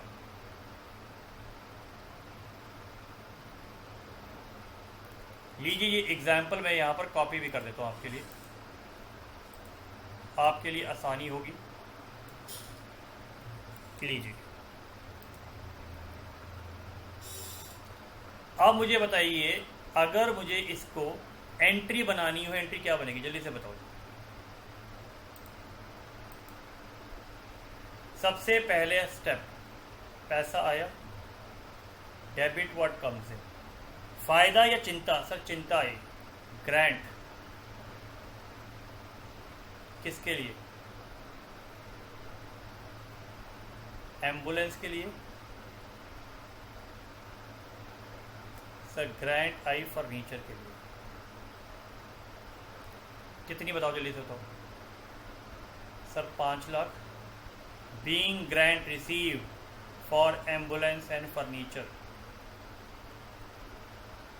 एग्रीड। सेकंड मुझे बताओ, अब आपने इसमें से कितनी चिंता दूर कर दी। सर आपने एम्बुलेंस खरीद ली 4 लाख की, debit what comes in, increase in asset debited. Sir आपने फर्नीचर खरीद लिया। ये छोटे छोटे पहले एग्जाम्पल करा के मैं आपको कंफर्टेबल करने का प्रयास कर रहा हूं कि आपको मेन क्वेश्चन में दिक्कत नहीं आनी चाहिए। अब मुझे बताइए, मेरी चिंता कितने से दूर हो गई, मेरी चिंता कितने से दूर हो गई। अब मुझे चिंता दूर करने की, टेंशन दूर करने की एंट्री करनी है, बोलो हाँ ये ना, टेंशन दूर करने की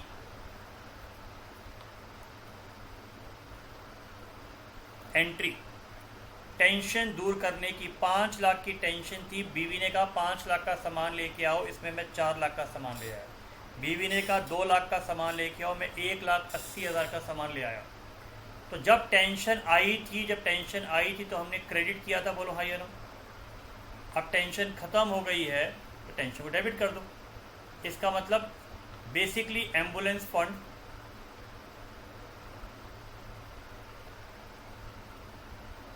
ये एक तरीके का एम्बुलेंस फंड है, ये एक तरीके का फर्नीचर फंड है।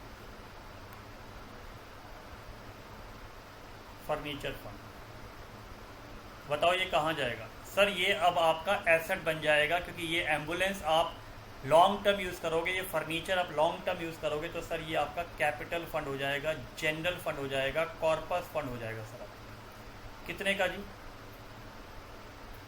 4 लाख का, 1,80,000 का। बहुत लोग ये एंट्री पास नहीं करते हैं, बहुत लोग ये एंट्री पास नहीं करते हैं, बहुत लोग ये एंट्री पास नहीं करते हैं, बहुत लोग ये एंट्री पास नहीं करते हैं। कुछ किताबों में ये एंट्री नहीं करी हुई है, सीए इंस्टीट्यूट में 1-2 क्वेश्चन में एंट्री पास नहीं करी, तो बाद में मुझे मत कहना कि सर ये एंट्री पास नहीं है, मेरे को आज उससे कोई मतलब नहीं। मुझे आपको कॉन्सेप्ट सिखाने हैं तो कॉन्सेप्ट सिखाने हैं। सीए इंस्टीट्यूट ने करा है नहीं करा मुझे कोई मतलब नहीं है, आपको ये एंट्री करनी है। अगर मुझे इसकी बैलेंस शीट बनानी हो तो मुझे बताइए, 5 और 2 7 लाख। एग्री। यहाँ पर मेरे पास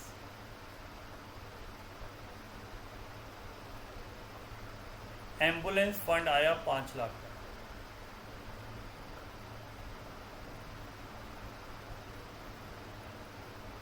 बिल्डिंग फंड आया 2 लाख का। अब मुझे बताओ कितने की मेरी लायबिलिटी, कितने की मेरी चिंता दूर हो चुकी है। सर आपने एम्बुलेंस खरीद ली 4 लाख, तो 4 लाख आपका यहाँ से कम हो गया। आपने फर्नीचर ले लिया सर 2 लाख का, तो सर आपका 2 लाख की टेंशन यहाँ से खत्म हो गई। देखा जाए बैलेंस शीट यहाँ मैच कर रही है, देखा जाए बैलेंस शीट यहाँ मैच कर रही है। कई बच्चे कहते हैं सर एग्जाम में अगर हम ना करें, हम टेंशन दूर करने की तीसरी वाली एंट्री ना करें तो क्या होगा। कई बार बच्चा मेरे से पूछता है, अरे भैया अकाउंटिंग कर रहे हो तो अकाउंटिंग तो सही सीखोगे, बोलो हाँ या ना। इसीलिए बिना कैपिटल फंड के, बिना जनरल फंड के तो कोई कंपनी होती नहीं है, कोई बिजनेस होता ही नहीं है, कोई टेम्पल गुरुद्वारा होता ही नहीं है। तो अब 5 में से 4 लाख की टेंशन दूर, यहाँ 1,80,000 की टेंशन दूर, तो आपका जनरल फंड बन जाएगा, कैपिटल फंड बन जाएगा 5,80,000 का।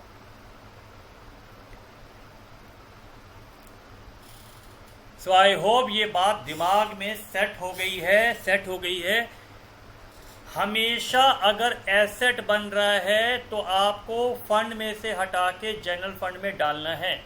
कब नहीं माइनस करना, जब वो टेंशन कौन सी वाली है, मेडिसिन, फूड, टूर्नामेंट, प्राइस, क्योंकि उससे कोई एसेट क्रिएट नहीं हो रहा, तो ध्यान रखना इस बात को। सो आई होप एग्जाम्पल 1 अच्छी तरह दिमाग में बिल्कुल सेट हो चुका होगा।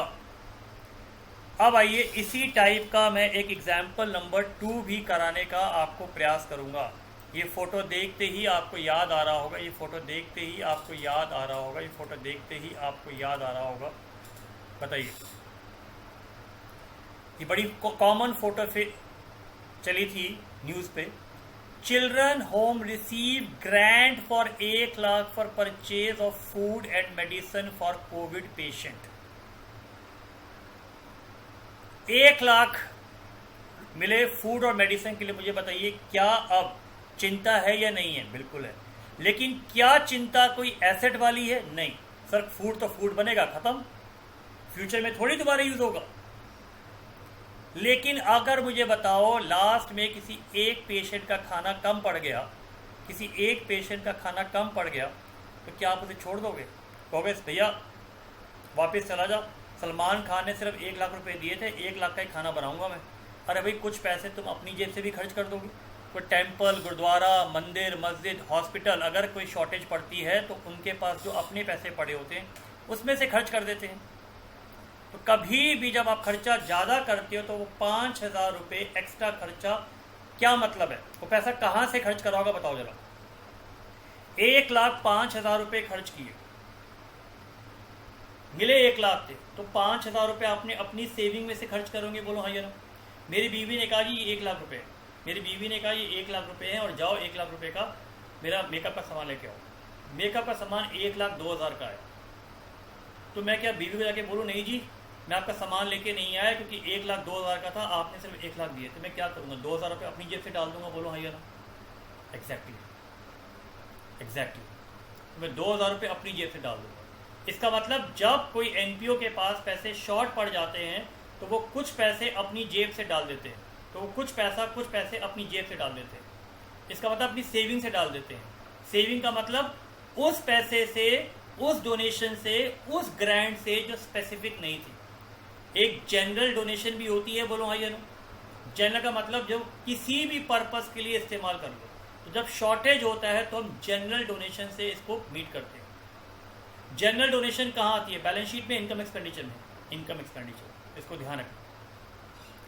लीजिए इस क्वेश्चन को हम कॉपी करते हैं आपके लिए।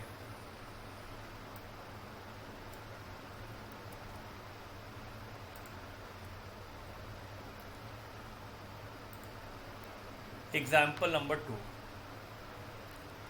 ग्रांट मिली अपने को 1 लाख, क्या एंट्री बनाएंगे? Bank account debit to grant.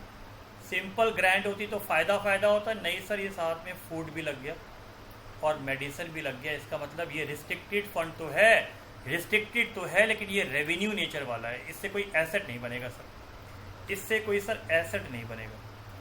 मुझे ये मत कहना घर बैठे बैठे सर 1 लाख रुपए आए थे तो आपने 1,05,000 कैसे खर्च कर दिया। अरे भाई सिर्फ 2 एंट्री करा रहा हूँ, ये दिमाग में मान के चलना। कुछ पैसा पहले से होगा, पता लगे कोई बच्चा बोले सर आपने खर्चा ज़्यादा कैसे कर दिया। अब हमने खर्चा किया जी, food and medicine expenses to cash. फिर कह रहा हूँ ये मत कह देना सर 1 लाख रुपए थे आपने 1,05,000 कैसे खर्च कर दिया। अरे भैया सिर्फ 2 एंट्री करा रहा हूँ, मान के चल लेना कुछ पैसा पहले का होगा। अब मुझे बताइए आपके पास कितने पैसे एक्स्ट्रा है? सर आपके पास कितने पैसे एक्स्ट्रा है?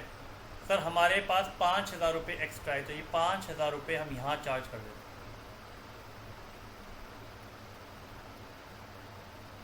बताओ मेरी कितने की चिंता दूर होगी? सर मेरी 1 लाख रुपए की चिंता दूर होगी। तो अगर मुझे चिंता दूर करने की एंट्री बनानी है, मुझे चिंता दूर करने की एंट्री बनानी है, मैं बिल्कुल बना सकता हूँ। फूड एंड मेडिसिन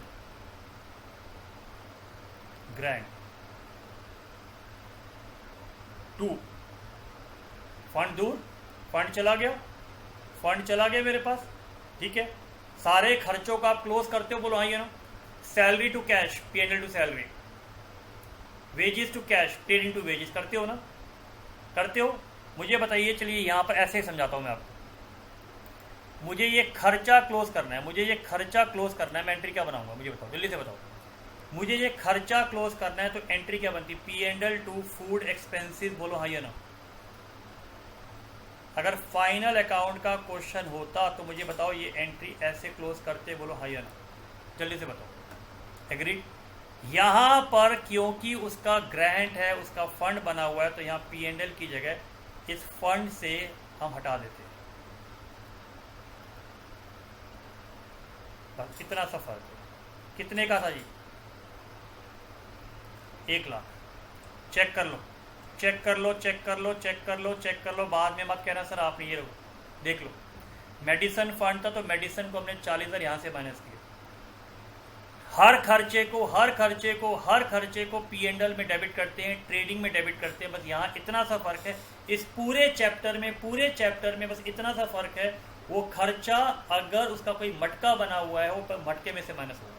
सिर्फ इतना याद रखना, salary, rent, wages, food expenses, medicine expenses, tournament expenses, सारी चीज़ें P&L में आएंगी, सारी चीज़ें इनकम एक्सपेंडिचर में आएंगी। लेकिन अगर उसका मटका बना है तो पहले मटके में जाएगी। बस इसका मतलब salary, wages, rent, tournament, price को इनकम एक्सपेंडिचर में भेजने से पहले अगर रास्ते में मटका है तो पहले मटके में से माइनस कर लेना, इसमें बताइए कितना पैसा एक्स्ट्रा है? सर 5,000 रुपये एक्स्ट्रा है।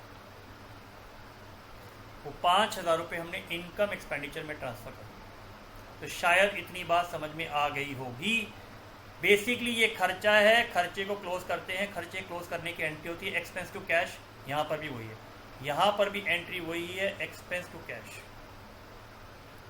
फिर आप क्लोज करते हो P&L टू एक्सपेंस। ये एंट्री वो क्लोज एंट्री है, क्लोजिंग एंट्री है P&L टू एक्सपेंस। सिर्फ यहाँ P&L की जगह हम इनकम एक्सपेंडिचर या उस फंड या उस मटके में से माइनस करते हैं। मेरे लिए फंड का मतलब मटका है। सिंपल सा लॉजिक, सिंपल। मटके 2 तरीके के होते हैं, एक रेवेन्यू वाला और एक कैपिटल। एक जिसका एसेट बनेगा, एक जिसका एसेट नहीं बनेगा। इतने एग्जाम्पल लेने के बाद शायद चीज़ें कुछ धीरे धीरे 10%, 20% अभी तक समझ में आ गई होगी। और आप देखो अभी तक मैंने अपनी कहानी शुरू नहीं करी है। सो आई होप बेटा यहाँ तक जो मैंने छोटे छोटे एग्जाम्पल लेने का प्रयास किया है, आपको समझ में आ रहा हो कि NPO क्या चीज़ है। एक तरह का धर्म का काम है ये, मान के चलना। फ्री का पैसा है, लेकिन फ्री के पैसे के साथ टेंशन भी आती है। जब पैसा फ्री का आता है, कोई भी पैसा फ्री का नहीं देता, साथ में आपको टेंशन भी देगा। चलिए एग्जाम्पल नंबर 3 भी लेते। जय माता दी। वैष्णो देवी श्राइन बोर्ड को किसी ने कहा जी माता के लिए मंदिर बनाना। आपने देखा होगा वहाँ पर ट्रॉली स्टार्ट हो गई, भैरव बाबा के जाते थे ट्रॉली स्टार्ट हो गई है। तो हमें वहाँ पे एक टेम्पल और एक बिल्डिंग बनानी है। तो 6 लाख रुपए गवर्नमेंट ऑफ इंडिया ने दिए, 2 लाख रुपए भक्तों ने दे दिए। अब मुझे बताओ ये 8 लाख रुपए फ्री का पैसा या टेंशन है? सर टेंशन है। टेंशन कौन सी वाली? Revenue, capital. सर बिल्डिंग बनेगी, कैपिटल आइटम। लेकिन कोविड की वजह से कंस्ट्रक्शन का काम रुक गया। तो बताइए वो 6 लाख रुपए बैंक में पड़े हुए तो बेकार हो जाएंगे, उस पर तो ब्याज नहीं मिलेगा। तो मंदिर के जो ट्रस्टीज थे उन्होंने क्या किया, 5 लाख रुपए की कोई इन्वेस्टमेंट कर दी। शेयर्स खरीद लिए, डिबेंचर्स खरीद लिए, बैंक में कर दिया, कहीं भी कर दिया। उस पर 40,000 रुपये की इनकम आ गई, इंटरेस्ट आ गया। Agreed? These investment were sold at 5.5 lakh. 5 lakh की चीज़ 5.5 पे बेची, 50,000 का फायदा हुआ। मुझे बताओ ये फायदा, ये इंटरेस्ट क्या मंदिर वाले अपनी मर्जी से इस्तेमाल कर सकते हैं? सर बीवी का पैसा 2 लाख था, मैंने बीवी का पैसा 2 लाख रुपए बैंक में डाल दिया। तो बीवी कहेगी भैया जो ब्याज मिला है ना, ब्याज मेरा है, मेरे पैसे से आया है, तो जो आपने 40,000 रुपये का इंटरेस्ट कमाया है, भक्त बोलेंगे, सरकार बोलेगी जी हमारे पैसे में है, हमारे मटके में है, हमारे फंड में है, तो उसी में ऐड होगा। तो उस मटके से कोई भी इनकम होती है तो उसी मटके में ही जाएगी भाई। तो 50 का प्रॉफिट, 40 का इंटरेस्ट, वो आपकी टेंशन और बढ़ गई है। तो पहले 6 लाख और 2 लाख 8 लाख था, 40 का इंटरेस्ट आया 840, 50 का प्रॉफिट आया 890 और बिल्डिंग बनी 5 लाख की। मैंने ये एग्जाम्पल भी ले लिया आपके साथ, ठीक है जी। मैंने एक एग्जाम्पल आपके साथ ये भी ले लिया। चलिए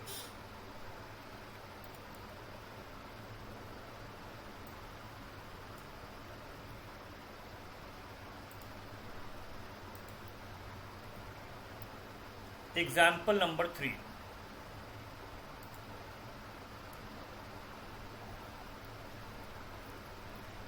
अब मुझे बताइए एग्जाम्पल नंबर 3 में अगर हम फर्स्ट पॉइंट पे आए, जल्दी से बताओ कितने पैसे मिले डेबिट वर्ड कम से? 2। ग्रांट किसके लिए ग्रांट है जी? बिल्डिंग की ग्रांट। बिल्डिंग फंड हो गया 6 लाख और 2 लाख, 8 लाख। सेकंड बताइए जी, आपने इन्वेस्टमेंट ली कितने की? 5 लाख की। तो investment account debit normal entry है बेटा, इसलिए माइंड में ये मान के मत चलना कि ये कोई नया चैप्टर है। नॉर्मल एंट्री है। इस चैप्टर में सिर्फ मटके वाला पॉइंट अपने को ध्यान रखना है, कि मटके वाला पॉइंट ध्यान रखना है बस। तो 6 लाख और 2 लाख के मटके बने हुए। थर्ड पॉइंट, अब आपने इन्वेस्टमेंट कर ली तो आपके पास इंटरेस्ट आया, bank account debit to interest. कितने का जी इंटरेस्ट? 40,000 का। बोलो कोई दिक्कत? ये इंटरेस्ट किस पे है सर? ये इंटरेस्ट बिल्डिंग फंड वाले पे है, बिल्डिंग फंड वाले पे है, बिल्डिंग फंड वाले पे है। इसका मतलब स्पेसिफिक है। फोर्थ, हमने इन्वेस्टमेंट बेच दी। इन्वेस्टमेंट बेचने की एंट्री क्या होती है? बैंक 5.5 लाख। इन्वेस्टमेंट कितने की थी जी? 5 lakh. Profit profit profit profit profit 50,000। Agreed? I know profit word नहीं आएगा, वो फंड में जाएगा। मैं आपको लिख रहा हूं कि आपको समझ में आया प्रॉफिट है, कि आपको समझ में आया प्रॉफिट है। ठीक है, प्रॉफिट किस पे? बिल्डिंग फंड वाली पे, ये याद रखना। फिफ्थ, आपने बिल्डिंग बना ली कितने की जी? कितने की बिल्डिंग बनाई बताओ? 5 लाख।